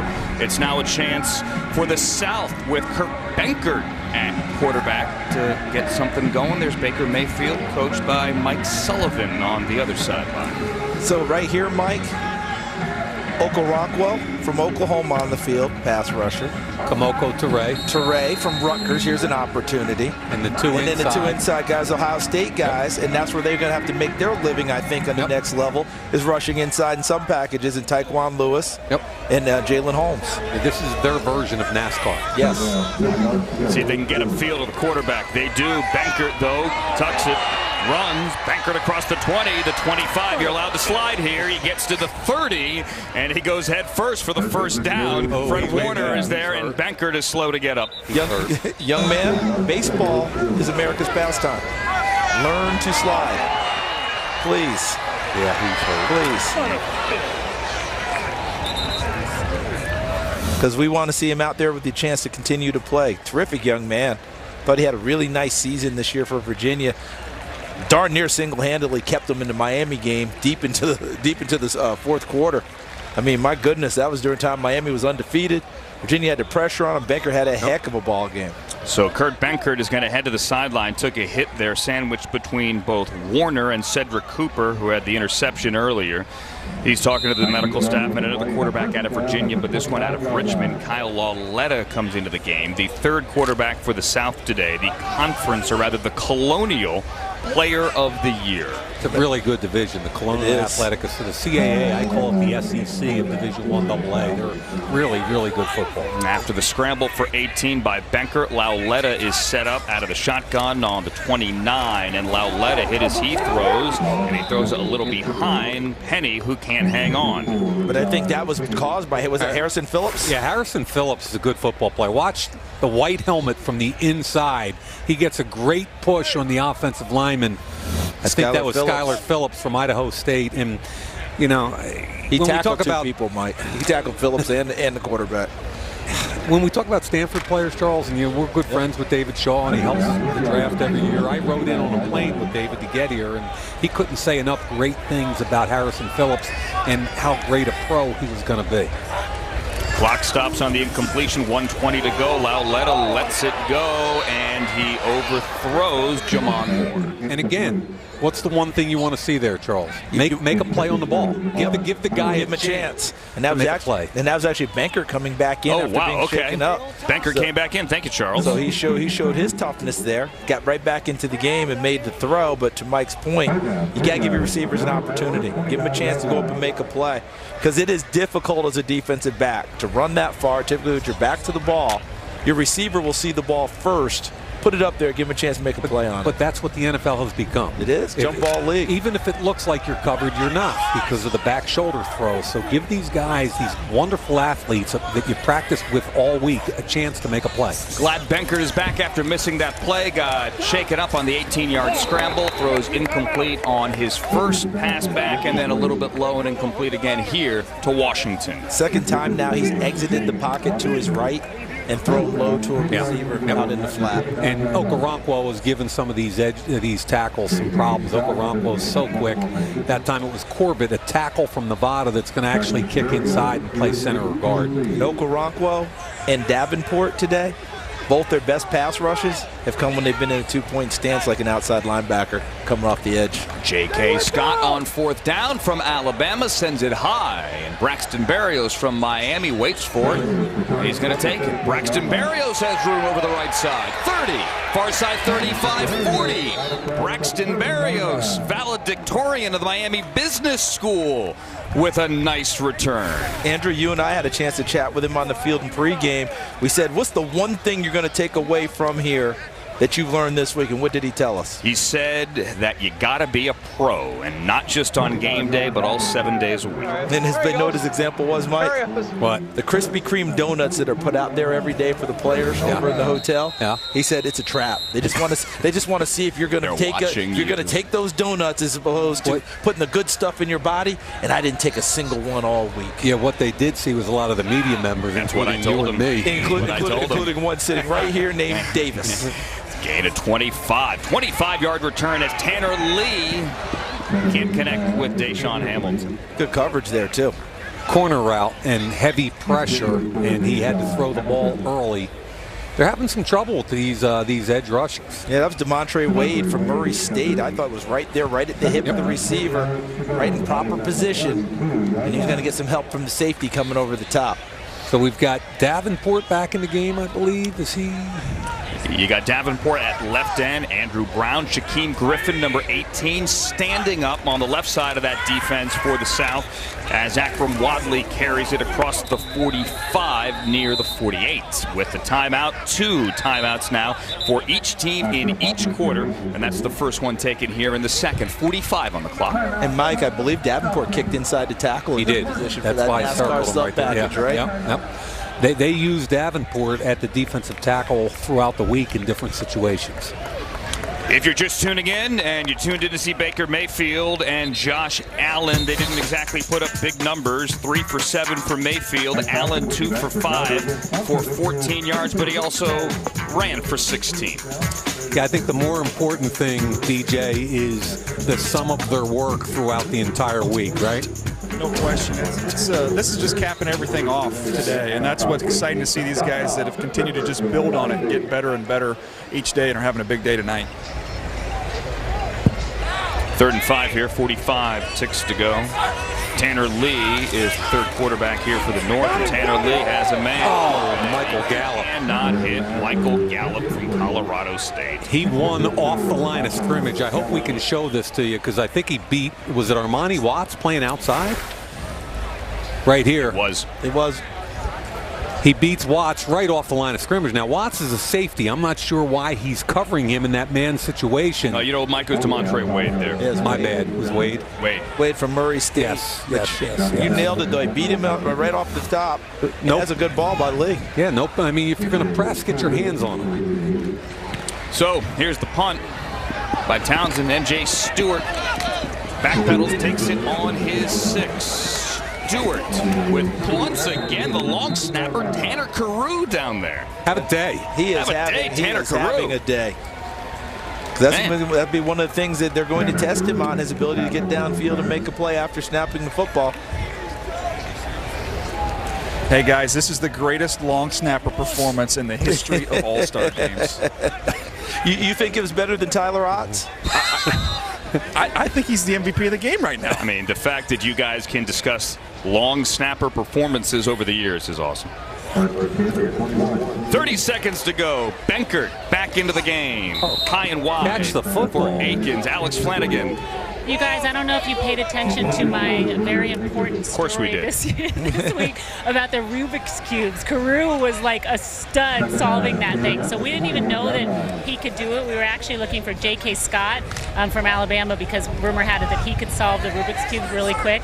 But Carew solved it in, I think, 1 minute, 4 seconds. Yeah, he could even do it with one hand. It was pretty incredible under pressure. Yeah, and you were peppering him the entire time, Alex, during it. Oh, do you have it? Do you not have it? Do you have it? You were testing his resolve, which is really cool. I think he could probably solve it in about like 45. without me talking. Yeah, but you just wanted to see if he could focus. It was good. Super nice kid. Jalen Holmes, the sack there. Right over here, he's working against Corbett from Nevada. Good move to the inside. Corbett, again, was a left tackle at Nevada, but he's going to be an interior player. Holmes from Ohio State has some inside-outside flexibility, which is what's going to help him at the next level. Holmes, one of 2 Ohio State defensive ends here, number 91, only 9 career starts, but 5 career sacks. He is from Norfolk, Virginia. The other Buckeye D lineman, Tyquan Lewis, who wears number 59, a 2-time first-team Big Ten D lineman, talking there with Justin Jones from NC State, part of a fantastic Wolfpack D line. Yeah, and don't forget about the rest of that defensive line at Ohio State. There's a dude named Bosa. Heard of him? Who's just as crazy good as his brother. And then there's Sam Hubbard on the other side, who's a junior that declared, who can also play. You want to talk about depth and talent. Whew. But North Carolina State and Ohio State were loaded up front. Yeah, there's no doubt about that. And we saw evidence of that with that North Carolina State this week. You just mentioned Justin Jones, Andrew. B.J. Hill. B.J. Hill's a man. B.J. Hill's been a man down here this week. We were going to the elevator in the hotel, and B.J. Hill's dad came over and introduced himself, and we understood why, because B.J. got to work his dad every day in pass blocking drills. Dad's a big man. So if B.J. could work on Dad, he could be a pretty good player. Well, we had the B.J. Hill family, and we also had Marcus Davenport's family right there. A lot of family defensive line talent right there in the elevator. No doubt. I might have gotten off that elevator just for safety reasons. Very nice people. They were all very nice, very gracious, fun to meet them. Reset the clock to 20. Benkert steps out of a sack and lofts it deep. Can't connect with sharp coverage there by Isaac Yadam out of BC. Who got the pressure there? I think it was Dooley from Wisconsin. Good coverage by Yadam from BC. Dooley up top to of the top, screen. Yeah, you know what he is? He's a beaver. He looks for work everywhere, outside, inside, off the ball. The dude is a stone beaver, and because of that, he's going to play in the NFL. One-year starter at Wisconsin and turned himself into a heck of a player. Special teams. Be a beaver. Beating Alex Kappa from Humboldt State. J.K. Scott will let it go from his 5. Spiraling kick, backing Barrios up. Easy for me to say, the 25. Barrios had a 34-yard return earlier, this one to the 35. Daniel? Tell you what, guys, the defensive line coaches all week long complain that these offensive linemen cheat in one-on-ones during practice. They don't acknowledge the snap count. They jump every single time, and they take away the speed. Well, you can't cheat on game day, and it seemed like the offensive line that got the better of these guys all week, it's been flipped today. Hey, DJ? Maybe all that cheating talk, because we did see, what'd you call it, Mike, a natural twist? Yeah, there was a natural twist in there, TJ. And that's not a donut that we had earlier. Not a natural cinnamon twist. Coach Weaver dialed up a natural twist. Natural twist from the defensive side to try to even things up a little bit. He got lost, you guys. He got lost. All right, maybe Hail Mary time. 3 seconds left in the second quarter. 1 timeout. I can't imagine you can get a play in and call timeout. Cedric Wilson to hook and ladder. Get the ball on the floor. It's going to be recovered by Puna Ford, but it doesn't matter. It is the end of the half. An entertaining first half. 18-3. The South on top of the North at the 69th edition of the Reese's Senior Bowl. They tried the hook and ladder. Hook and ladder. Hey, don't wait till the end of the game. And you know how interesting that was? That was Boise State Cedric Wilson doing the hook and ladder to flip it, trying to bring it back from when they beat Oklahoma in the Fiesta Bowl. Exactly. Fiesta Bowl. Cedric Wilson, father, former NFL wide receiver, won a Super Bowl ring with the Steelers. And former. A Vol. Thank you. Is that okay? Thank you. The last one drafted. Hey. Alex Flanagan down to the sideline. With Bill O'Brien, where things are starting to get a little competitive down here. Trying to win the game, hook and ladder, we're trying to run reverses. So, no, it's fun. These kids are playing hard and just come out and have a good second half. It's all fun and games, but you are not kidding around because you came out fast. Yeah, we did. I thought White did a good job at quarterback. He made some plays, got good poise, and our guys are having fun this week, and it's showing on the field today. Yeah, all the talk, of course, has been about the North quarterbacks, but Mike White comes out and really has a great first half. I think that's what it's all about. You take advantage of your opportunity, and that's what White did the first half. All right, some big explosive plays as well for you in the first half. What about the second half? Yeah, I think we just have to, do a good job. We have to do a better job of running the ball and then, hopefully convert on third down and try to possess the ball. So I think if we keep giving the ball back to them, they may end up scoring. All right, go fire them up. Okay, thanks, Alex. Andrew, back to you. Alex Flanagan, thank you. Bill O'Brien, thank you. That was fun. South on top of the North, 18-3. Hopefully, an entertaining second half as well here at Mobile. Total Access at the half next from LA. One half in the books at the 69th edition of the Reese's Senior Bowl. The South on top of the North, 18-3. Getting ready for the third quarter here at Ladd Peebles Stadium. That is Charles Davis. That is Mike Mayock. Hey, Andrew, he's liking his suit, man. He is. He's looking over there in the monitor. I'm not going to lie. Dude. Yeah. I feel pretty good about this. Jump back and kiss himself a little bit later. we talk so much about the North quarterbacks this week, guys. I think the South quarterbacks might have heard that. And especially Mike White. I mean, I was so happy we had an opportunity to talk with him the other day in an interview we knocked out of the park. And then he comes in here today with a lot of the executives buzzing about his meetings at night. His understanding of the game and his passion for the game was reflected in his first half. The accuracy. As Daniel Jeremiah said, the ability to move people with his eyes. Dropping the deep ball into a bucket right there. 8 for 11. Atypical for an all-star game for a quarterback to have that kind of half. Yeah, and he didn't mind at all that they were in man coverage, did he? Nice. And how about Kurt Banker? This is a kid that showed a lot of toughness to me this year for the University of Virginia. Made plays in and out of the pocket. That one right there, be able to get out of the pocket and drop it to Rashad Penny. Nice throw there to Akins from UCF. And then look at him, being able to pull it down and make a play with his feet. But just slide, young man. Hey. Slide on the next level. Don't take that big hit. But I like what both of those guys did in the first half. We are happy to report that Kurt Banker left for one play, but then came back in. He's 4 for 11 for 90 yards. That long touchdown to Penny. Michael White, 8 for 11, 128 yards. They are coached by the South. Vance Joseph coaches the North. The difference in the game is one thing, guys. Okay, they've made big plays and we haven't. Okay, you're playing good football, I should say, okay? But we're not making the plays, guys. Make the plays. Receivers, man, catch the ball. Up front, man, rush the passer. Back end, guys, keep the deep ball off of us. We do that, guys, we'll win, okay? The only difference is this. They've made 2 big plays, 1 9-ball, 1 scramble touchdown. That's it. Okay, outside of that, man, it's an even game, okay? Let's go finish this thing. Let's make some plays, man. Let's make some plays. Make plays on 3. 1, 2, 3. Let's go. Make plays. His team is down 15. I like during the week when we heard Vance Joseph breaking his team down after one of the practices here at Ladd Peebles. He said, guys, do you like winning? I like winning. Big fan of winning. So now let's see if his team can stage a comeback here.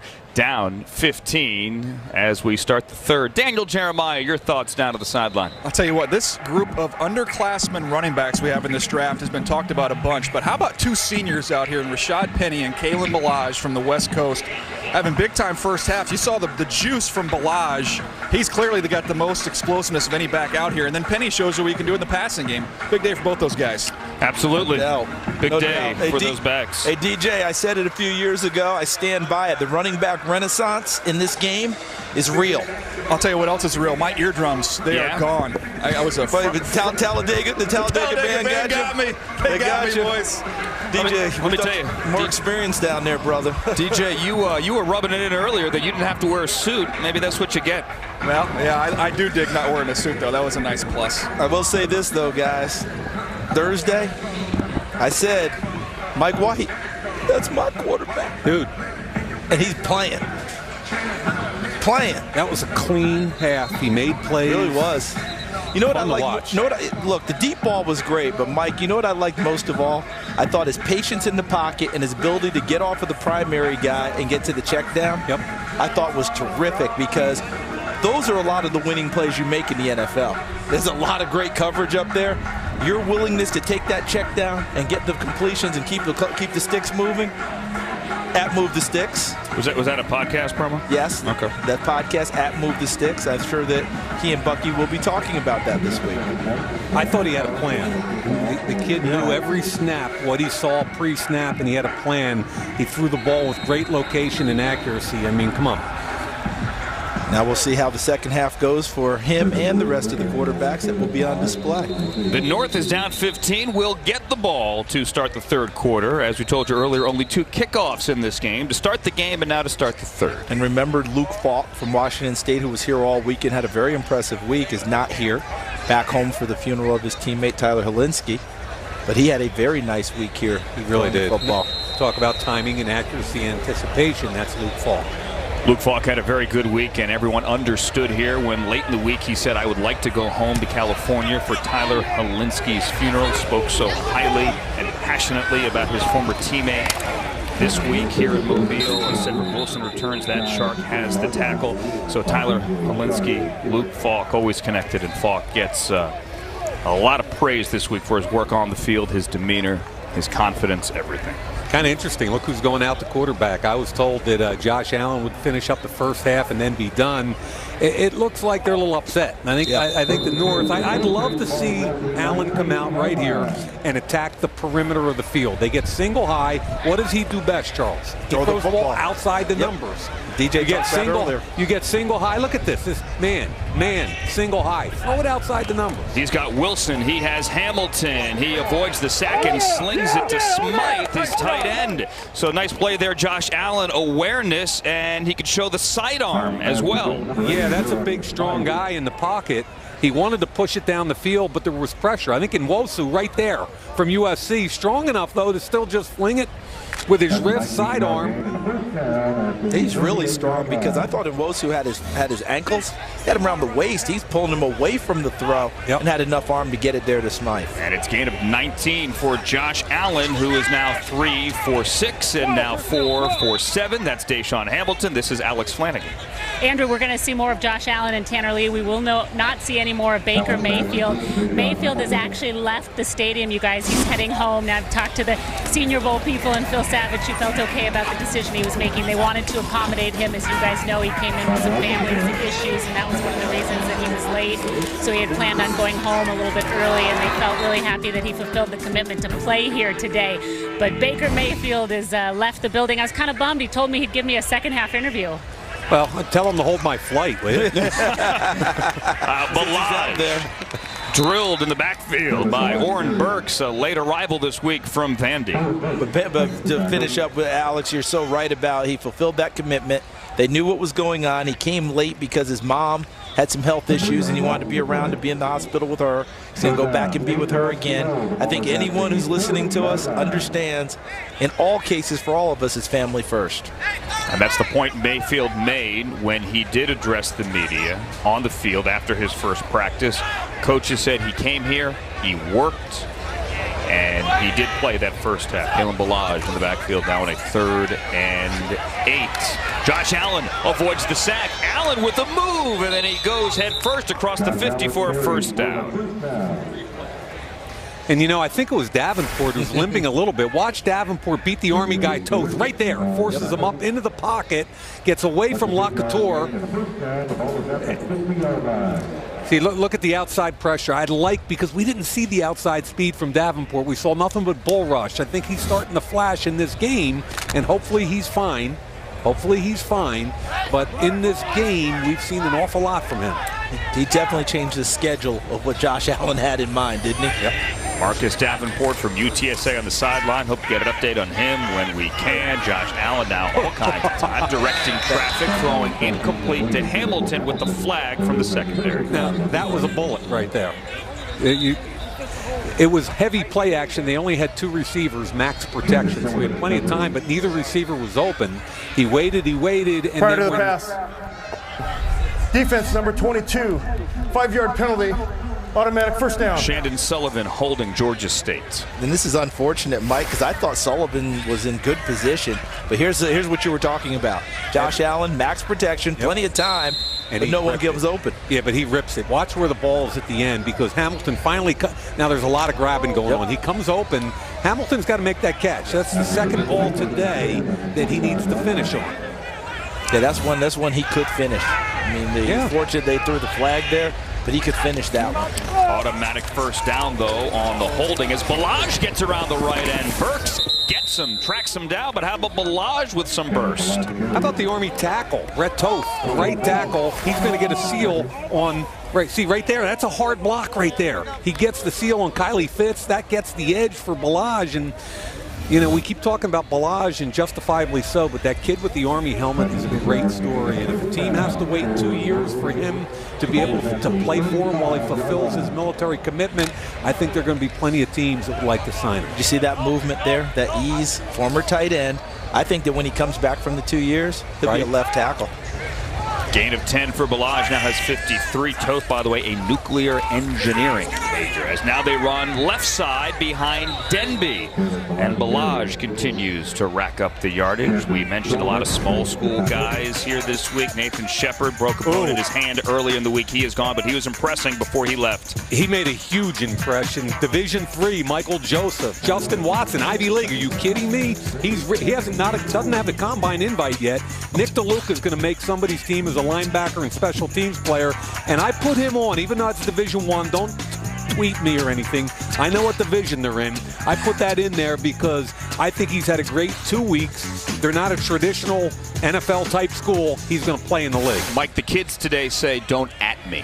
Like, you know, the ampersand. So just be glad he said I'm not a kid. Just be glad I'm not a kid. Just try to keep you hip. I'm not a kid anymore. I'm not a kid. I mean, just the fact that I use the word tweet as a verb, it's mind-boggling. Which is absolutely startling to begin with. It really is. The idea that you are on Twitter. I hate it. I still can't believe it. We've come a long way. It's Jalen Samuels into the game there at tailback, taking it to the 27. Balaj, after that gain of 4 on the previous play, walks slowly to the sideline. So, Shaquem Griffin's in the game.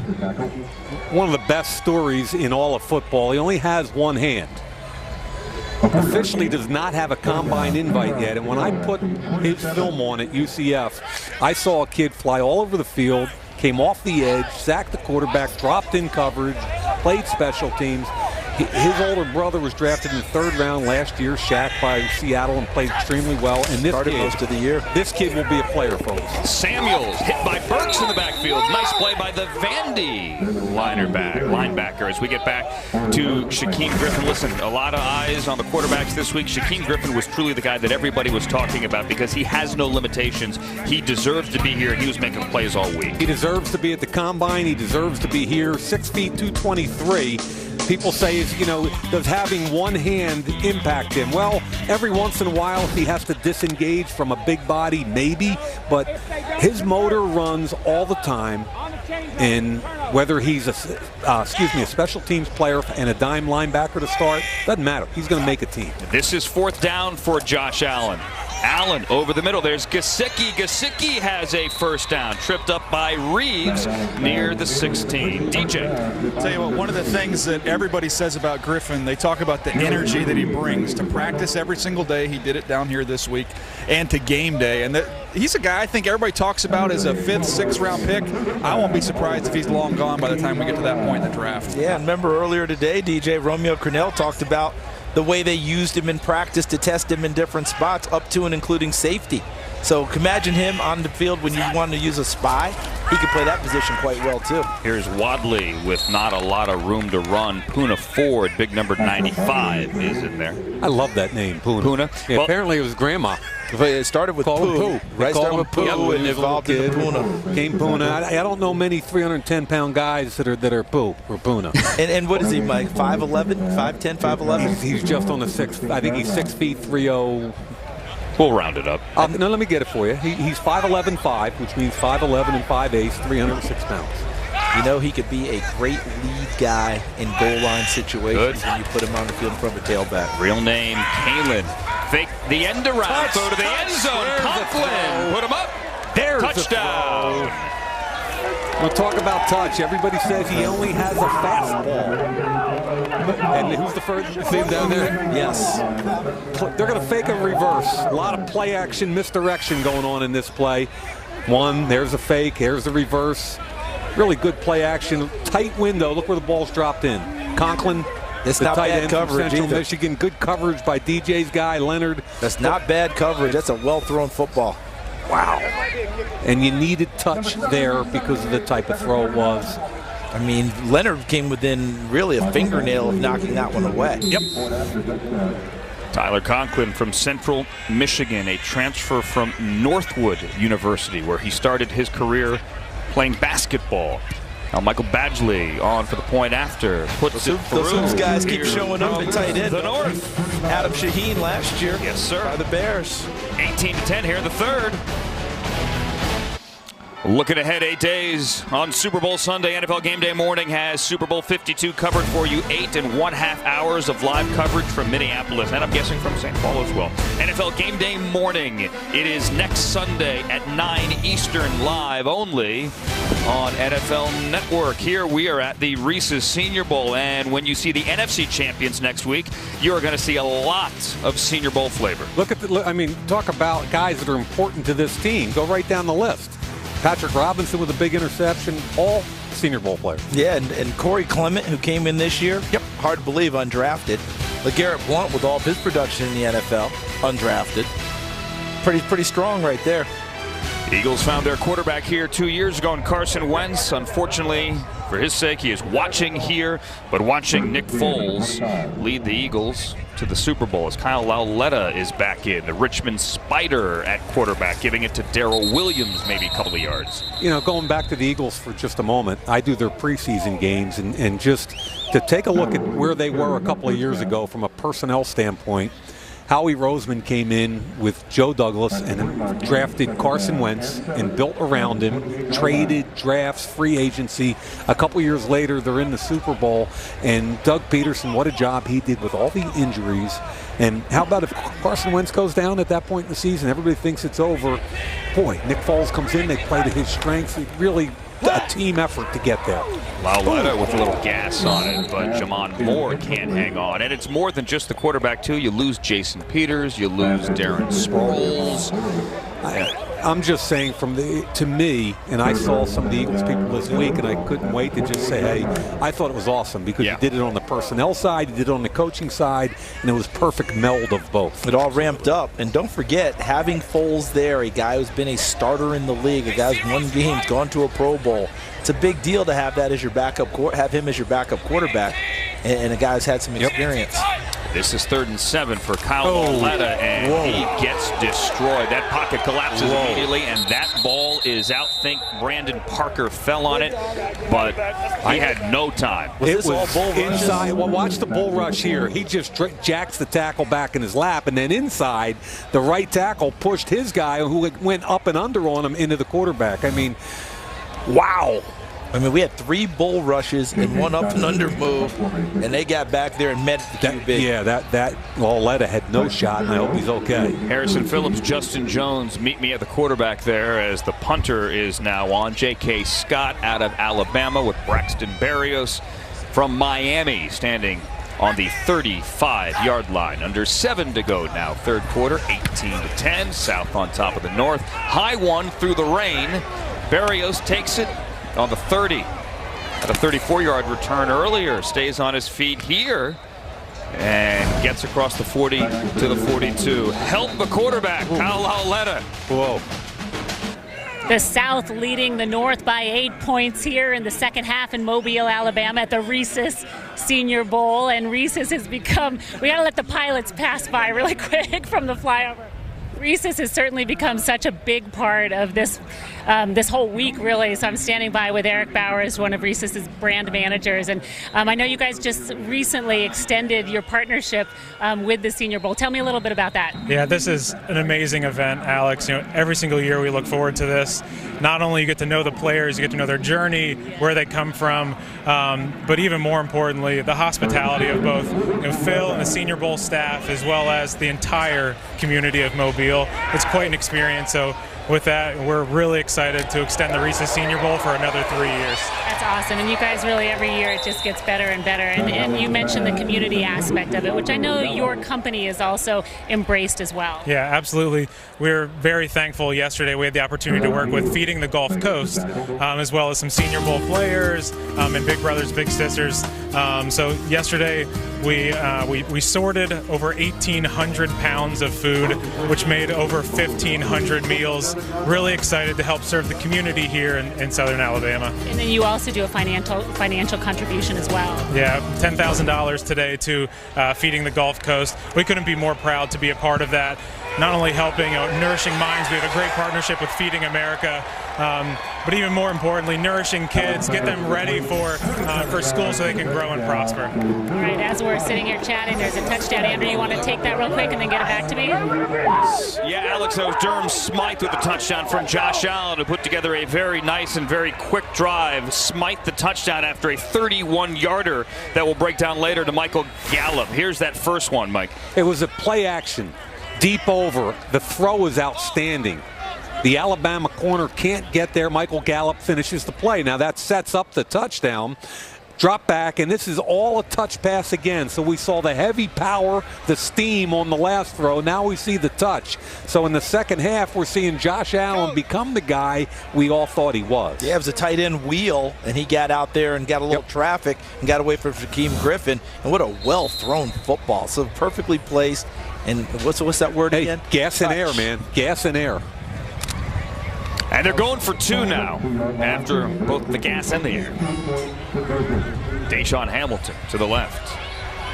And back in the backfield, Wadley. Mike Gesicki to throw a jump ball to the right. Look at the Penn State tight end. 2-point conversion. Going to Gesicki. Nope. Knocked away, broken up there by Jeremy Reeves from South Alabama. Back to Alex. Yeah, Andrew, before I let Eric go, I want to share with you guys some products. So usually Reese's is kind enough to bring us the big cups. So you do have that, but I understand we have we're going to debut a new product and give our viewers some insight into something that you guys are coming out with this summer. We're really excited. So Alex, on behalf of the Reese's team, not only do you get the 1-pound cup this year, I know you're excited about that. My kids love it. That's right. We have a brand new product this year. The Reese's Outrageous. So it's your Reese's peanut butter topped with caramel, then topped with over 50 Reese's pieces, all enrobed in chocolate. We're so excited it'll be in. Break it open really quick. You guys, this one is awesome. Rip it open. Let's show them what's inside. So I love the Reese's cup, you guys, that has the Reese's pieces inside. Okay. DJ Shark down the sideline. DJ Chark does it again. Kyle Lauletta hit him on the long touchdown. This one, 75 yards. Hey, if you want a high-scoring game, let Alex interview somebody. It's going to kick in. You guys. Well, Eric and Reese's, congratulations on all the great work here, and thank you for hanging out with me. I appreciate it. Thank you for having us. All right, guys, back to the game. Thanks, guys. Listen, they're debuting the new Outrageous bar. Yeah. How outrageous is this play? Look at the throw by Lauletta, and Chark, who's having himself a day as well, runs away from everyone and catches it and takes it into the end zone. Quarterbacks are really starting to heat up with ball placement, Mike. Yeah, nice route by Chark. He was open by 5 yards on a post corner route. DJ Chark with the 75-yard touchdown. He now has 4 receptions for 147 yards. As Scott extra point is good. I beg your pardon. Daniel Carlson's extra point is good. We got some action. We got some candy. 25-6. 25-16, beg your pardon. South on top of the North. Have yourself a day, DJ Chark, a guy that only had 66 career receptions at LSU, but has 4 more today for 147 yards. As Josh Allen, we thought his day might have been done at the half, but he has come out here. He has been slinging it around in the third quarter. 8 for 11, $124. And a couple of scores, and we've got a game, 25-16 with 5:58 here in the third quarter at the Reese's Senior Bowl. Mike, I think Josh Allen went in at the half, said he wanted more reps. I don't think he liked how he finished. That's just a guess. We weren't there, but I think he went to those coaches and said, you know something, we got to play some more, because I think he's competitive too. And you love that, right? We're both supposing here, but that's outstanding. And by the way, Davenport's back in the game, so he's healthy. From UTSA, yep. Spatted up the left ankle there. These two guys have played well, Davenport and Brown from Virginia. Andrew Brown wearing 99. He got a good get off Here's there. Allen, fakes it, throws it. Justin Watson dropped it right in the bucket. pocket, beating Saran Neal. Someone's in rhythm right now. Talking about Josh Allen and Justin Watson's one of my favorite players here. Look at him get off the line of scrimmage against Saran Neal. Look at him stack them. And look at that. And look how he knows see how he left room on the sideline to fade into for the quarterback to throw the football. That's a well-run route by Justin Watson. Guys got the Maxwell Pennsylvania Player of the Year award that just came out recently. Well-deserved. Can you believe he was a 3-time runner-up for Ivy League Player of the Year? 3 times. 288 catches in 30 games. My dad was a coach at Penn when I was a little kid, so I watched an awful lot of football games at Franklin Field, and I was down on the field with him before the game, and I said, did you get the combine invite? And he said no. So and after the East-West week he had last week, a lot like Shaquem Griffin, right? They're two guys we all have seen them for 2 weeks now, and we're like, hey, they got to be there. This kid can play. If you guys hear a big thud through your TVs, that's me jumping up on the table and stomping for Shaquem Griffin and Justin Watson to get combine invites. I think we will all join you on that table the way Shaquem Griffin has played this week. Saran Neal, by the way, beaten there by Watson, gets up and walks to the south sideline. There is Shaquem Griffin. Josh Allen, who you hypothesized, Charles, said at the half he wants the football. 7 for 7 for $144 in this third quarter. Yeah, and again with gas and with some air. I mean, he's bringing it hard, and he's also got a little touch. There he fires with a lot of gas over the head. There we go. Let's look through Josh Allen's day today. Didn't start too hot. Yeah, first half, a lot of pressure, but we saw an athlete. He escaped pressure a couple times, picked up a lot of yards and a couple of first downs on the way to a 2-minute drill. And then here it comes, the touch to Conklin from Central Michigan. In the pocket, touch again to Smythe from Notre Dame. And he's excited. He is a gamer, and now facing a 2nd and 10. Poona Ford. Is that Poona? The blitz. That ball is out and still out. And they're going to say he was down. Let's go down to the sideline. DJ. Well, first of all, when Mike and Charles start praising somebody, it's like the anti-Reese's guy.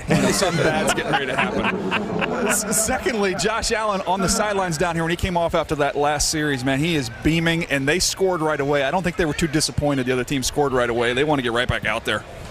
The highlight on this play is Hernandez, the left guard, potential second-round pick against Poona Ford. Watch the quickness. He wins the hand battle. He gets outside.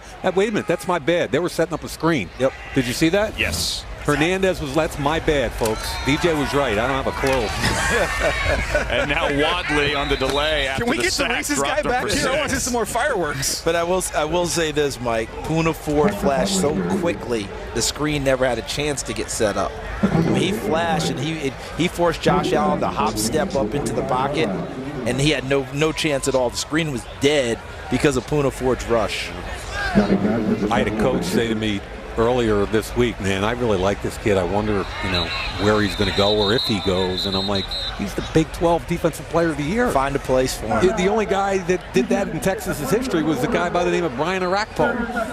That worked out pretty well. Hey, guys, I think they called the timeout to remind them they got to block the long snapper. And maybe a couple of the edge guys, because the Ivy Leaguer almost blocked one and wasn't sure if he should or not. DJ, did you see him wander back there? He's like, should I? I'm here. You know why you're here. Might as well. I saw Watson off the edge on that punt. Justin Watson, who had that reception earlier, almost blocked the punt. You're not allowed to rush. And I had that moment where I went, is he allowed? Yeah. Is that in the rules? I played in the Blue-Gray game in 1980 with Howie Long, and Howie rushed the punter in a game you weren't allowed to rush the punter. He blocked it and fell on it in the end zone and got the MVP. Defensive MVP. To this day, I'm like, dude, you didn't deserve it. Kidding me? I got the pick that ended the game. And he's going to let it go over his head. Let's see if they do it. DJ, Look who it is. Long snapper. Of course, guys. There's no surprise there. I don't know.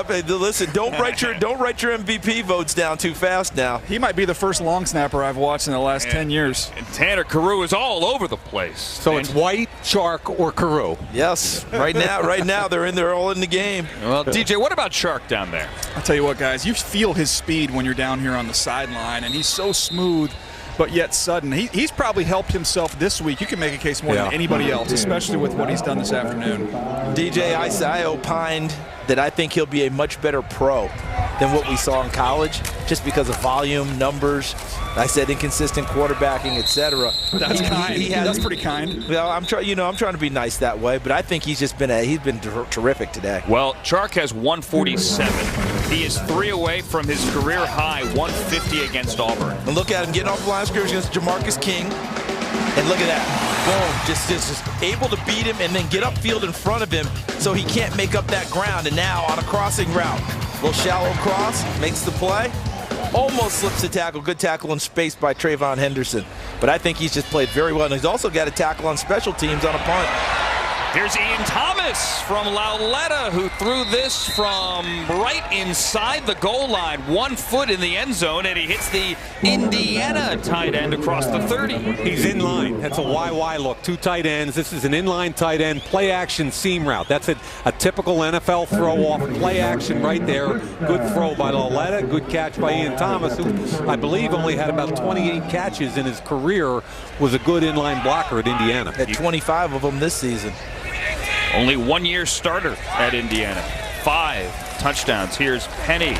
Little wiggle over the left side for the man who led FBS in rushing this past season. Michael Joseph from Dubuque is there. A gain of around 6 as we march towards the 2-minute warning. Yes, there is one in the 3rd quarter as well. Have we seen Baldwin, the fullback, today? Don't believe we have seen number 15. I wonder if he got nicked up this week because we saw him Thursday practice. And I think it's a very comforting thing for Penny. They're teammates together at San Diego State, and they feel each other. Maybe the final play of the 3rd quarter. Lauletta, play fake. Look out. Lauletta ripped down. No, he stays on his feet. Again, stays on his feet. He lost 2. Could have lost 7, 8. How about Kyle Lauletta? With the escape act, not once, but twice. 2-minute warning, 3rd quarter. 2 minutes left in the 3rd quarter of the Reese's Senior Bowl here in Mobile, Alabama, and that is a day for Josh Allen, who came out in the 2nd half and found some rhythms. Let's kind of talk about the overall game, 1st half, 2nd half. Yeah, 1st half was a little shaky, obviously. We didn't put as many points up as we wanted to, so we came out the 2nd half. We knew we had to move the ball, and we got it down to a 1-score game. I missed Mike in the back of the end zone on that fade, and I should have let him go get it. We're down 9 going into the 4th year, so we got a chance. You guys are competitive on the North. Oh, absolutely. We want to win this game. I mean, we came out to compete, so that's what we're doing. All right, so it was our understanding that you were only going to play the 2nd quarter of this game. Did you go lobby your coach to come out? Here we go again. Flandy! You know, Alex, I came here wanting to play. If I get more plays in the 4th, I get more plays. I'm happy to be here. It's a great chance to come out and compete with some of the best in the nation, and that's what we're doing. Are you worried at all, though, when you come out? I mean, the last thing you'd want to do is get injured. Yeah, I mean, you can get injured doing anything regular, crossing the street, driving your car. We're playing football. I love to do this. Obviously, there's some different rules in this game where they can't bring pressure and blitz, so I trust the guys up front, and I trust our guys who are going to make some plays. The touchdown balls you threw looked to me like they had some pretty nice touch on them. I know you've been working on footwork and accuracy. How do you feel like you progressed this week? As the days went by, I think I got better, and I think the coaches saw that. Obviously new terminology, you're playing with new receivers, so getting the chance to kind of get in tune with them over the course of the week and come out here and not have to worry about what's going on in my head before the snap, now we're just playing football. It's second nature. I love to see how relaxed you are and how much fun it seems like you're having. Congratulations, and it's great to see you, and good luck with the process over the next couple of months. Appreciate that, Alex. Thank you. Back up to you, Andrew. All right, let me tell you, Alex, you can do the whole game the rest of the way. Because that's when the fireworks happen. Because when Alex has the mic, it turns into an arena football game. Big plays. We just had 42 yards to Traquan Smith from Kyle Lauletta, and we were joking because when Alex had a couple of interviews before, we had a touchdown or 2. And before we threw it to Alex here in the booth during the commercial, we said, hey, let's come up with some names. Who's going to make a big play? But none of us had Traquan Smith. I did. Yeah. I just didn't say it. Automatic 1st down. That's funny. Clock will start on and the by snap. the way, Traquan Smith beat Division III Michael Joseph, who I thought competed all week and was worried about. The only thing I worried about was his long speed. He's been beat twice today so far, both on deep routes. And that's going to be the question mark for him when we find out what he actually runs, how he stays with people we've seen. I hope he's at the combine. Yes, I certainly hope so. There's another guy we jump on the table for, so that we'll see how that goes. But what a beautiful throw again by Lauletta, and Traquan Smith with an excellent route from UCF. That was good for Nice 42. cut. Here's Rashad Penny making a move down to the 10. And by the way, Traquan Smith now with a game-high 5 receptions. Nick DeLuca is there. DJ is down there as well. The quarterback, to me, Kyle Lauletta reminds me of Drew Stanton. You see him, he can move around, doesn't have one dominant skill. Just a good, solid all-around player. Rashad Penny trying to get around the corner. Rashad Penny going for the pylon, out of bounds, shy of the goal line. He's got some juice to get to the corner now. I thought that they were going to meet him at the angle. Watch as he scoots to the corner here. Okay, look at this. Look at pursuit, and he outruns Trayvon Henderson from Hawaii, and almost gets in. Steps out of bounds, right around the 4. What a career that Rashad Penny had at San Diego State. The Mountain West Offensive and Special Teams Player of the Year. He ended his Aztec career with 5 consecutive 200-yard rushing games. You know what? My favorite numbers aren't up there. 7.4 yards per carry and 7 kick return touchdowns. Not bad. First and goal from the 4. It is Penny again, fighting to the 1. Warner is there. DeLuca is there.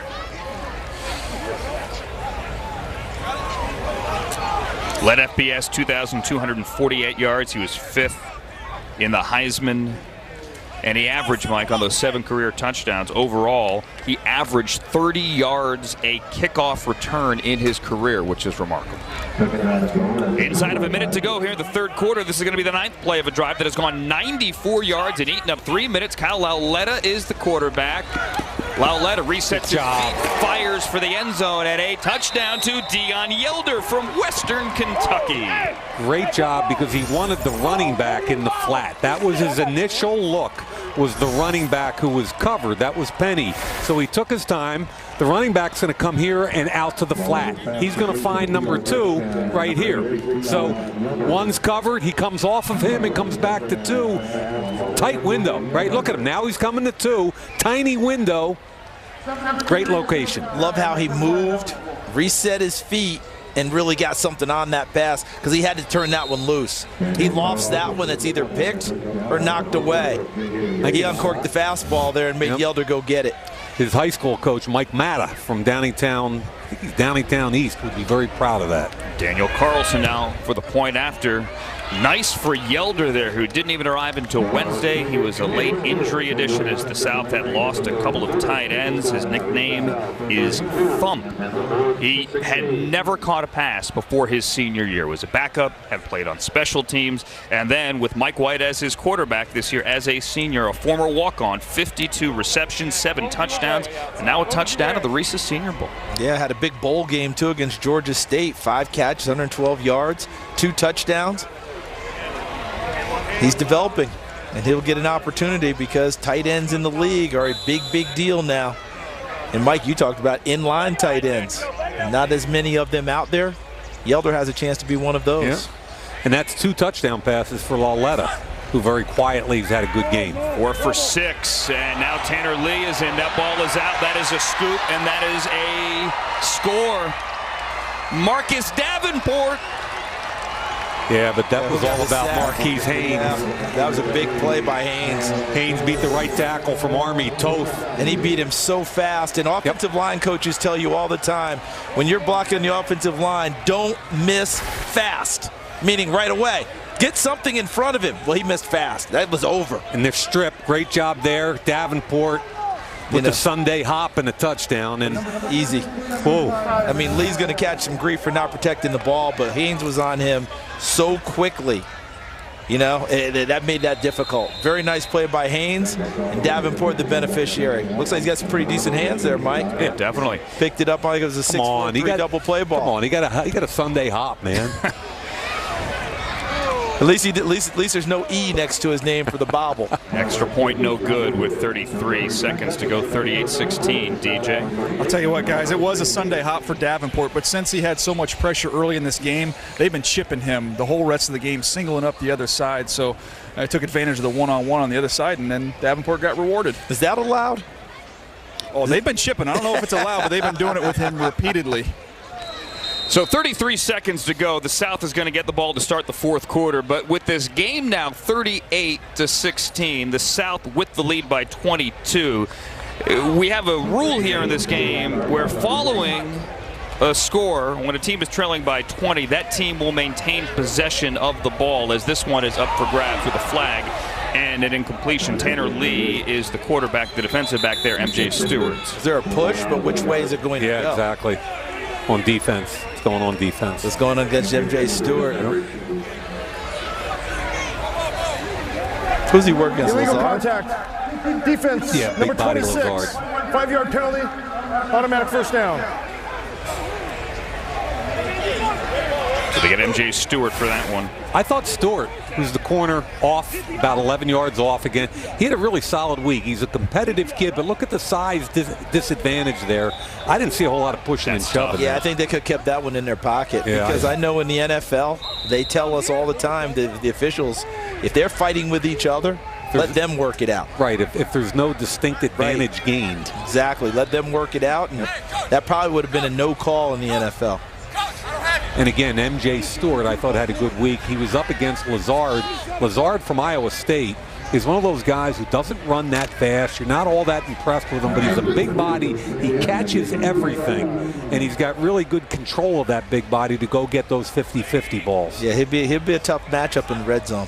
Tanner Lee with a couple of timeouts at the end of the quarter. There's a change of possession, and how about that catch by Michael Gallup, who goes up high, climbs the ladder, and comes down with it.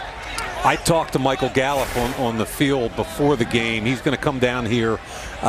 He had 5 catches for 81 against Alabama and was not intimidated at all. He widens the corner by his release, takes it back inside. His quarterback hung him out to dry because you don't want it up there. You want it down low, but he goes up and gets it, and most importantly, holds on to it, despite the hit by Reeves. Made up for the drop he had earlier in the game where he was wide open and had been dropped in the bucket. He let it go. Nice job by Michael Gallup. I think he's got some juice. He does. A lot of people don't talk about Michael Gallup. I think he's got some juice.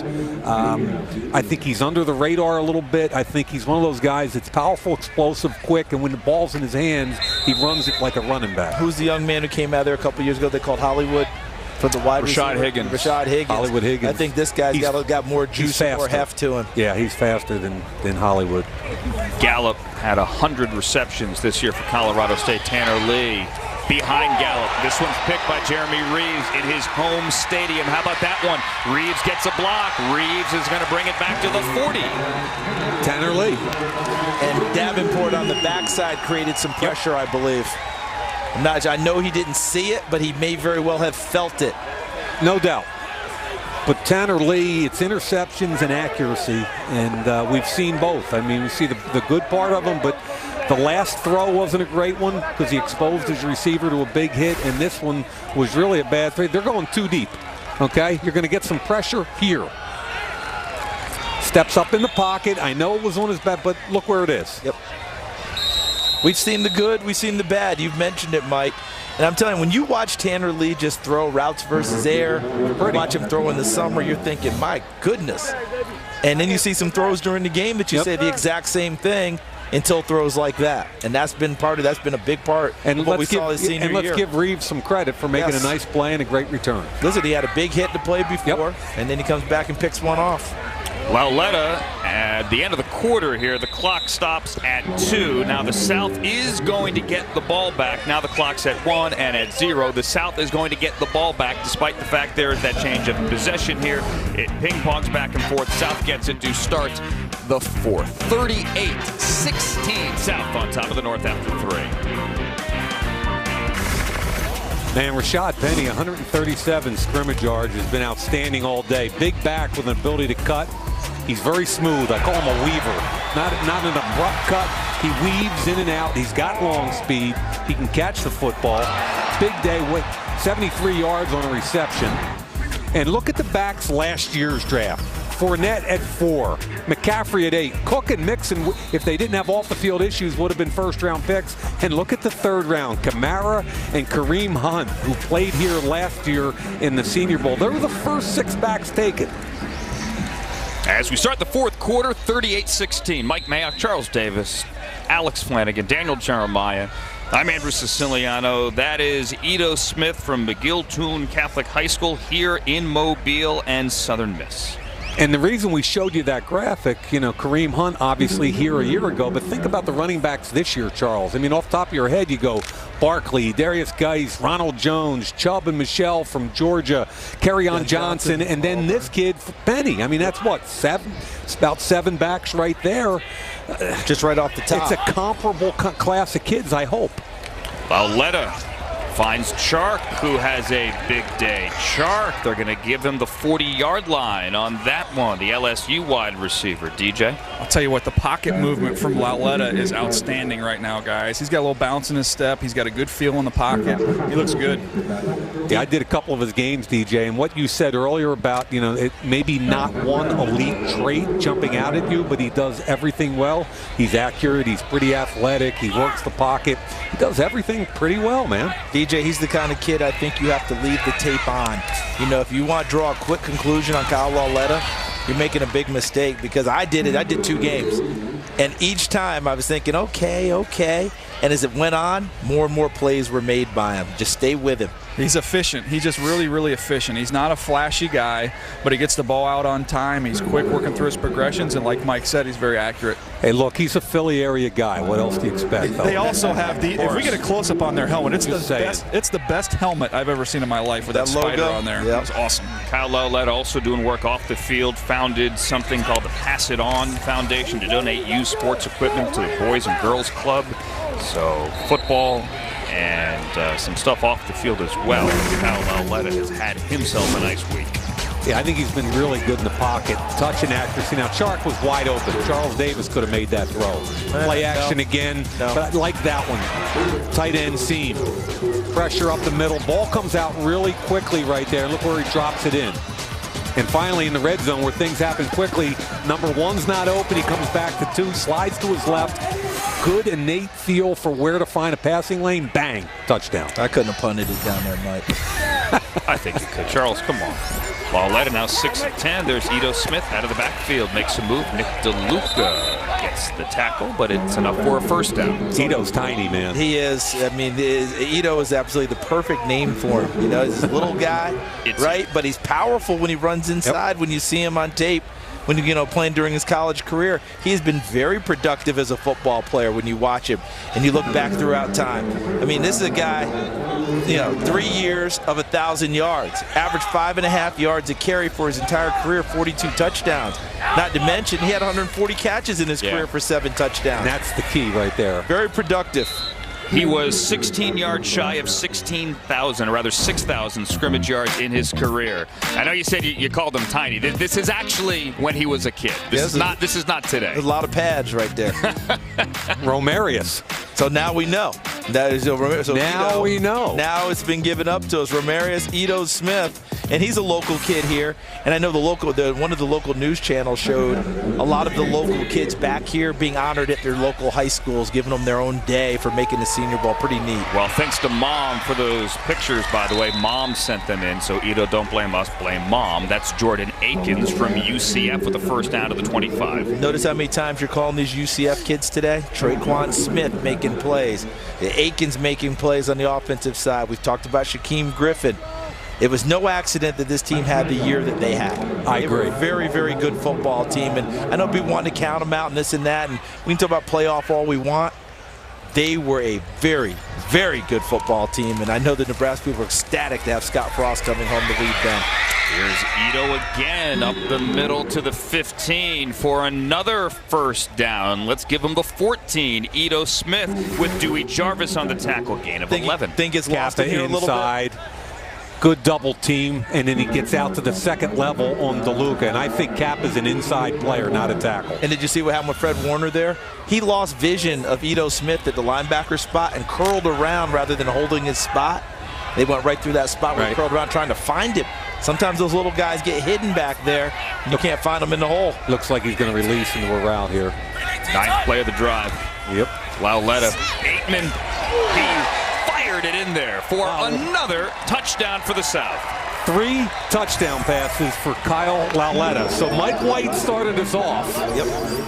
And this Kyle Lauletta has played a heck of a second half along with Josh Allen. We're seeing some really good quarterback play today. Now, there's the release. It's a 2-man game on the backside. There's the slant. Good coverage. He put it in a tiny window, and a good catch by Aitman, who's a big body guy, gets the corner on his back and finishes. Aitman won with size, and Lauletta made a decision to take a chance on that size versus that corner. And that's intelligent quarterbacking right there. Where's my matchup that I can win with, and had enough moxie to go ahead and deliver the ball. Well done. Lauletta now with a game-high 198 yards and a game-high 3 touchdowns. And we have ourselves a blowout. 45 now, the most points in the Reese's Senior Bowl in 15 years. I just remember trying to get out of school early because I knew that it would, to meet the players, it would be packed. The lines would be long, so just trying to get early dismissal and come to the convention center to meet the players and give me a bunch of autographs. How cool is that for Edo Smith? McGill-Tulane Catholic High School here in Mobile used to come here and watch the game, the Senior Bowl. Now he's here, Alex, with his whole family. Funny, I was wearing a McGill football pullover yesterday. Yes, and that's from Montreal, Canada, McGill University. You know, I mean, that's how I discovered there's a McGill-Tulane High School here. Because everybody came rolling up to me and said, hey, you at the high school? No, but I'm learning that I should probably know this high school. And now we do. Lee to Conklin on that one. Alex Flanagan down on the sideline. Yeah, Andrew, he was actually the first player that I met when I arrived here in Mobile on Monday. I talked to him. He was a little worried, said he was worried about pass protection, and that was something that he was going to have to prove and was going to be challenged with this week. And then he also told me about coming here while he was growing up and getting autographs. He said, oddly enough, he was home recently on the day that he got the invitation to come play in the Senior Bowl, and he was cleaning out a couple of drawers, and he found one of those old autographs from 2011. He had gotten Colin Kaepernick's autograph as a kid here in Mobile, Alabama. That's pretty cool, isn't it? Have those memories of seeing those guys, and it was dancing in his head that he'd like to be them one day, and here he is fulfilling that dream. How good is Flanny, huh? Flanny has every scoop. He's got the scoop now. Tanner Lee on 3rd and 4. Braxton Berrios on the crosser. He is right by that marker. Let's see if they give it to him. He needed right around the 35. Let's call it a first down. Yeah, Berrios is another tiny guy. He's 5'0", 5'8 and a half, 177, but only a 1-year starter at Miami. But Charles, really quick, slot receiver, aware, spatial aware, knowing where to cut and when to cut. If I were him, I would really tune up my return ability. Correct. I would really work on that this off season. Catching balls, being able to be a return guy. Kind of like, to me, it could be like a poor man's Ryan Switzer in this year's draft. You know, Switzer did it both ways at North Carolina. We have an injury. Greg Gilmore from LSU is down to the field after that carry by Jalen Samuels from NC State. You see Braxton Berrios there on the sideline, valedictorian of the Miami School of Business Administration. Injury timeout, 8:54 to go in the fourth. Who are you anyway? Downtown Mobile. That is the Senior Bowl Museum. 69 years of history in that building. Right now the South is on top of the North in a blowout, 45-16. 45, the second most points scored by a single team in the Reese's Senior Bowl. The record was in 1980 when the North hung 57 on the board in a 57-3 blowout. Tanner Lee, the quarterback, on a play fake here. Tanner Lee, throw it deep. Cedric Wilson, nowhere near him, overthrown. Guys, I'm keeping my eye on Shaquem Griffin during this series. They're letting him come off the edge a little bit, so if they want to throw the ball out now, I say that, he's coming out. I've joined your jinx factory. Come on, DJ. That's because you laughed at us earlier. I did have a good chuckle. Everybody gets theirs. But it would be nice to see him stay out there for this series. He can rush. And see him do that. That's another thing in his arsenal that he possesses. As you see on the screen here, one of the unique rules about this game, considering here that the North is down by so many, they're down by more than 20. If they score here, because they are down big, they are going to keep the football. And that one is knocked away by Danny Johnson out of Southern, intended for Barrios. Well, he ate it up at the end, didn't he, Mike? Because that looked like that was going to be a completion. Looked like to me that Johnson was very sudden at the end and made a play on the ball. He had an interesting week, and 16 interceptions, a return guy. He also is the father of a 6-year-old. So he was a dad at age 16, and people have said apparently that it's really matured him a lot having that responsibility. Johnny Townsend on the punt. DJ Chark, the deep man, but it's going to bounce short. And it's going to roll out of bounds near the 20-yard line. 7:45 to go, halfway through the fourth quarter in a blowout here for Vance Joseph. The top prospects in the 2018 NFL Draft ready to make a name for themselves at this year's NFL Scouting Combine. It is only right here on NFL Network. It is only live right here on NFL Network. The 2018 Scouting Combine begins Friday, March 2nd on NFL Network. Speaking of the Combine, Alex Flanagan.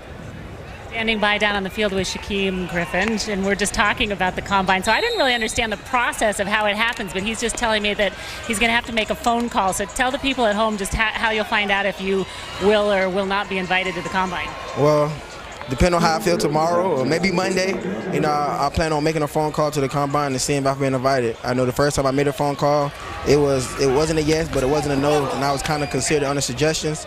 So hopefully I did enough this week to kind of solidify my spot. So it's gonna be a lot of anxiety when I call. So hopefully, it's a good answer. So you have a phone number that your agent's given you. You call that number and they'll either say yay or nay. Yeah, exactly. I mean, it's going to be a nerve-wracking phone call, but, hopefully it works out for the best. Well, I suggest that you tell them that some GMs like John Lynch and Charles Davis and Mike Mayock and Daniel Jeremiah have all been saying that you're a must invite, okay? Yeah, I mean, that's this seeing that. I mean, I remember getting out of practice and going on Twitter and then seeing all the tweets and stuff and all the support. I mean, I didn't have to say anything, and you can just see all the support that I was getting. I mean, that's amazing to see people, in my circle and in my corner. And when you have people to support me like that, you can't ask for no more than that. I know you've played a little defensive back in your career, mostly linebacker, and then out here you're playing defensive end, kind of very versatile this week. Just tell me what that's been like for you. It's been one heck of an experience. It's been like a roller coaster. I'm up and close and personal while the O-lineman, and next I'm back deep in space like a little bird. Where would you like to play? Anywhere the coaches feel like is my best attributes at. I mean, you need me somewhere, I can play it for you. You were born with a birth defect and you don't have a hand on one of your arms. I was talking to Bill O'Brien a little bit about that, and he was saying when he plays you on the left side, right, so you can use your one hand, and then he said you can stab with your other. Tell me about that. I mean, really for me, it just being able to use the techniques that the coaches give me and being able to actually execute. So I think for the most part, it doesn't matter what side I'm on. And oh, Lord! Oh my gosh, I'm blowing it. He's on punt team. Alex. Oh, look at how everybody's looking at me right now. Hey, Alex, if he doesn't get an invite, get a combine invite. Hey, Alex, he's not going to get a combine invite because he wasn't on special teams. Oh, Alex. Tell Bill O'Brien I'm sorry. Oh, yeah, that'll matter. Yeah, that'll help. Okay, yeah, good luck. That's on me. That's on me. Oh, yeah, that's easy to say. We'll let you go. Alex, you have a combine invite. Tracy's giving me a dirty look also. Oh, man. Oh, my. Alex Flanagan, the kiss of death.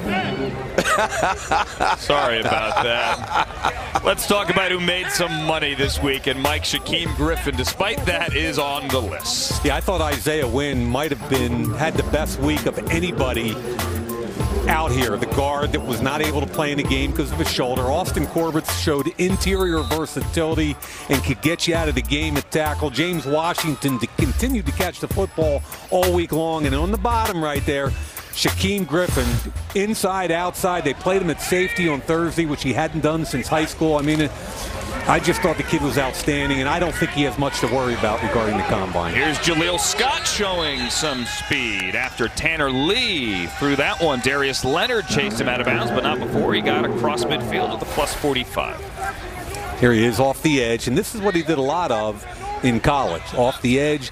But look at the hustle. He never stops. That's the key right there. That's every snap, folks, right? Did you turn on the Peach Bowl tape? There was a change of possession on a forced fumble, I believe, and one of his teammates picked it up. Who came back and peeled off and gave the monster block that sprang him down the sideline? Shaquem Griffin. That's who he is. He's going to play every play like it's his last. Here's Wadley. I had a GM come up to me today or the other day, and we were talking about blocking tight ends, which in college football is kind of a contradiction of terms. Almost an oxymoron. Yeah, and the kid from Notre Dame, Durham Smythe, is willing to block, and there aren't many of those out there. He did a nice job on that last play. And he did it against Shaquem Griffin. It made him run all the way around to try and make a play. Never was a major league impact on that. But that's what Smythe has done through his career. Yep. He came here wanting to show people he could catch the football as well. He caught a touchdown pass. Yes, he did. Really nice touch pass, but a nice route, too, that wheel out of the backfield. If you're wondering why we have a winding clock, you could probably see in high definition the downpour, and there could be some lightning in the area as well as Tanner Lee throws it into the end zone and Gallup cannot hang on. So in the interest of everyone's safety here, this clock is still winding despite that incompletion. Andrew, I'm going to be honest with you. I got a Foot Locker shirt, and I'm just raising my arm and winding the clock, and they fell for it. Good job, dude. But look at Gallup. He's got him right there by position, and the ball's behind him. The North Carolina kid, Stewart, competed all week, though. Yep, I mean, he did. He had to run through some garbage there, some trash to get there, but he made the play, stripped him. The ball's got to be up there to give Gallup a better shot at Correct. it so he can keep him on his back, but you're exactly right. Stewart kid did compete. Give Iowa State a shot here on a fade. Iowa State's bottom of the screen. I'm sorry, top of the screen. Colorado State, bottom of the screen. Lee is going to go to Colorado State, Gallup, and go incomplete. So I called my dad yesterday, right? 83-year-old high school coach for 40 years, and we're talking about the game. He says, "Did I ever tell you that I played in Lad Peoples Stadium?" You're like, I'm like, Dad, I've been coming here 15 years. 15 years. Well, where's this story? Thanks now for giving it. Thanks, Coach. I said, when did you play? He said, 1954. I said, who did you play? He said, Southern Miss. Did you win? Nah, 35-19. I said, did you catch any passes? You had a couple catches. I was coming off a shoulder. Now, where did he play again? This was 64 years ago. He played at Villanova. Fourth down here. Wadley cannot hang on. Did he just kind of break it out to you? He just left it out there, and I was just like, where's that been, Dad? I love that Dad can remember scores from the 50s. I love Coach. Hey, Charles. Here's 45-16. The craziest part of the story. 45-16, South kicking some butt. Every year we talk about quarterback pressure points, where they might go in the draft, and it's heavy loaded at the top end. 1 through 6, the only team conceivably that doesn't need one is Indy. Cleveland's at 1 and 4. New York's got Eli. Denver is here coaching the game because they need one, and so do the Jets. So, 7 through 10 really don't need any quarterbacks at all. Speaking of quarterbacks, Brandon Silvers from Troy, from Orange Beach, Alabama, other side of the bay, is now in his second possession. And then 11 to 15 is the next group of pressure points. You can take a look at 11 to 15, and you kind of go, okay, Cousins, is he going to be there? What about Tannehill? Cincinnati with Dalton. Green Bay has their guy, of course. Arizona's in the market. So there's 4 potentially out of 5, and then you've got Buffalo sitting at 21 and 22 with a quarterback need and an ability to move up if they need to. And Cleveland has 1 and 4. Correct. Correct. That 4 actually belonged to Houston. It was traded, and if you think they regret it, they don't, because they have somebody named Deshaun Watson. But it gives the Browns flexibility at 1 and 4. And Cleveland also has Houston's second-round pick as part of the Brock Osweiler trade. Can they take a quarterback at 1-4 and that second-round pick? Chris Rose, resident Browns fan in our NFL Network building, did bring that up a couple of weeks ago. Why not? Remember, Dan Pastorini and Lynn Dickey were back-to-back selections for the Houston Oilers, their first 2 picks of the draft. not 1 and 2 of the draft, but their first 2 picks in that draft, they drafted quarterbacks back-to-back. RG3 went his year. Kirk Cousins came in the 4th round. And our Charlie Casserly did it with the Redskins before that with Heath Schuler and Gus Farrat. And who knew Gus Farrat would be the better one going forward? Farrat just like Cousins was with RG3. You never know. And in the rain, it's a final 45-16. The South and Bill O'Brien over Vance Joseph and the North. Had a fun time this week. Had beautiful weather, ended in a downpour, but you know what? We saw some good quarterback play. We saw some good wide receiver play. We checked some boxes, and we saw some of college football's best seniors play their final game as they take another step on the path to the draft, and they get ready for the scouting combine coming up in Indianapolis, and then everything building towards the opening night in Dallas on April 26th. Gentlemen, final thoughts? Well, the rain stayed away for most of the game, and we had some exceptional quarterback play. Mike White and Kyle Lauletta had outstanding games, and Josh Allen came out in the second half and ripped it. Yeah, I think we saw a lot of things from these players that going forward they'll be able to take with them, and they put some good stuff on tape this entire week. All positions, underrated spot, offensive line. There are going to be some guys hitting the NFL. They're going to be players. See Josh Allen down there. We didn't expect to see him in the second half, but he comes out, and as you said, he ripped it, showed some touch as well. 9 of 13 for 158, a couple of touchdowns. Alex Flanagan had asked him, hey, you're not afraid about the injury here? And he said, no, you get injured crossing the street. Speaking of Alex, here she is down on the field. Well, before the rains and the skies open up, you guys, let's do this award ceremony for our most outstanding player. And for that, I bring in from Reese's Peter Kelly to do the honors. Peter? On behalf of the Reese's brand, I'd like to congratulate Kyle Lauletta of my alma mater, the University of Richmond, on being named the 2018 Reese's Senior Bowl Most Valuable Player. Kyle, congratulations. Thank you so much. I appreciate it. All right. So we're going to sneak in and ask Kyle a couple questions. So congratulations, Kyle. What a day. Just tell me a little bit about the start and kind of how things unfolded for the South today. I think we got better, as the game went on. I think Coach did a great job all game kind of mixing up the play calls and just keeping the defense off balance. We were misdirection, and we were moving the ball, all game, and all 4 quarterbacks played really well. It was a great team effort, and I'd love to be a part of it. And I'm really, really appreciative. He was aggressive with the play calling all day long. How difficult is it to come together with players that you've never thrown the ball before until this week? Well, that's what practice is for, and we had 3 practices, and we had a great walkthrough Friday before the game, and I think everybody just took mental reps and really visualized what we were going to do out here, and we really played to win the game. I think we came together as a team, and I couldn't be prouder of the guys. So much talk about the 2 quarterbacks on the North squad, and it was the South who came out, and as you said, you guys all played really well, but really this is a game that can showcase a player like yourself. Do you feel like you did that today? No doubt, and I'm just so appreciative of Mr. Savage inviting me. And this is just a great platform, and I'm just kind of playing my game and doing what I've done my whole life. I don't really feel like I had anything to prove out here. I'm just out here having fun, and I couldn't be more happy. Thank you. Well, Andrew, Kyle certainly turned some heads today. Congratulations, Kyle, on the most outstanding player of the 2018 Reese's Senior Bowl. All right, how about that? Kyle Lauletta with 3 touchdowns and an MVP award. 45-16 for Alex, for Daniel Jeremiah, for Mike Mayock, and for Charles Davis. I'm Andrew Siciliano. Thank you so much for watching, not only all week, but especially today here for the 2018 Reese's Senior Bowl. Final score, 45-16. The South on top of the North. Another huge step on the path to the draft. That's it for Mobile. Back now to Los Angeles and NFL Total Access. So long, everybody.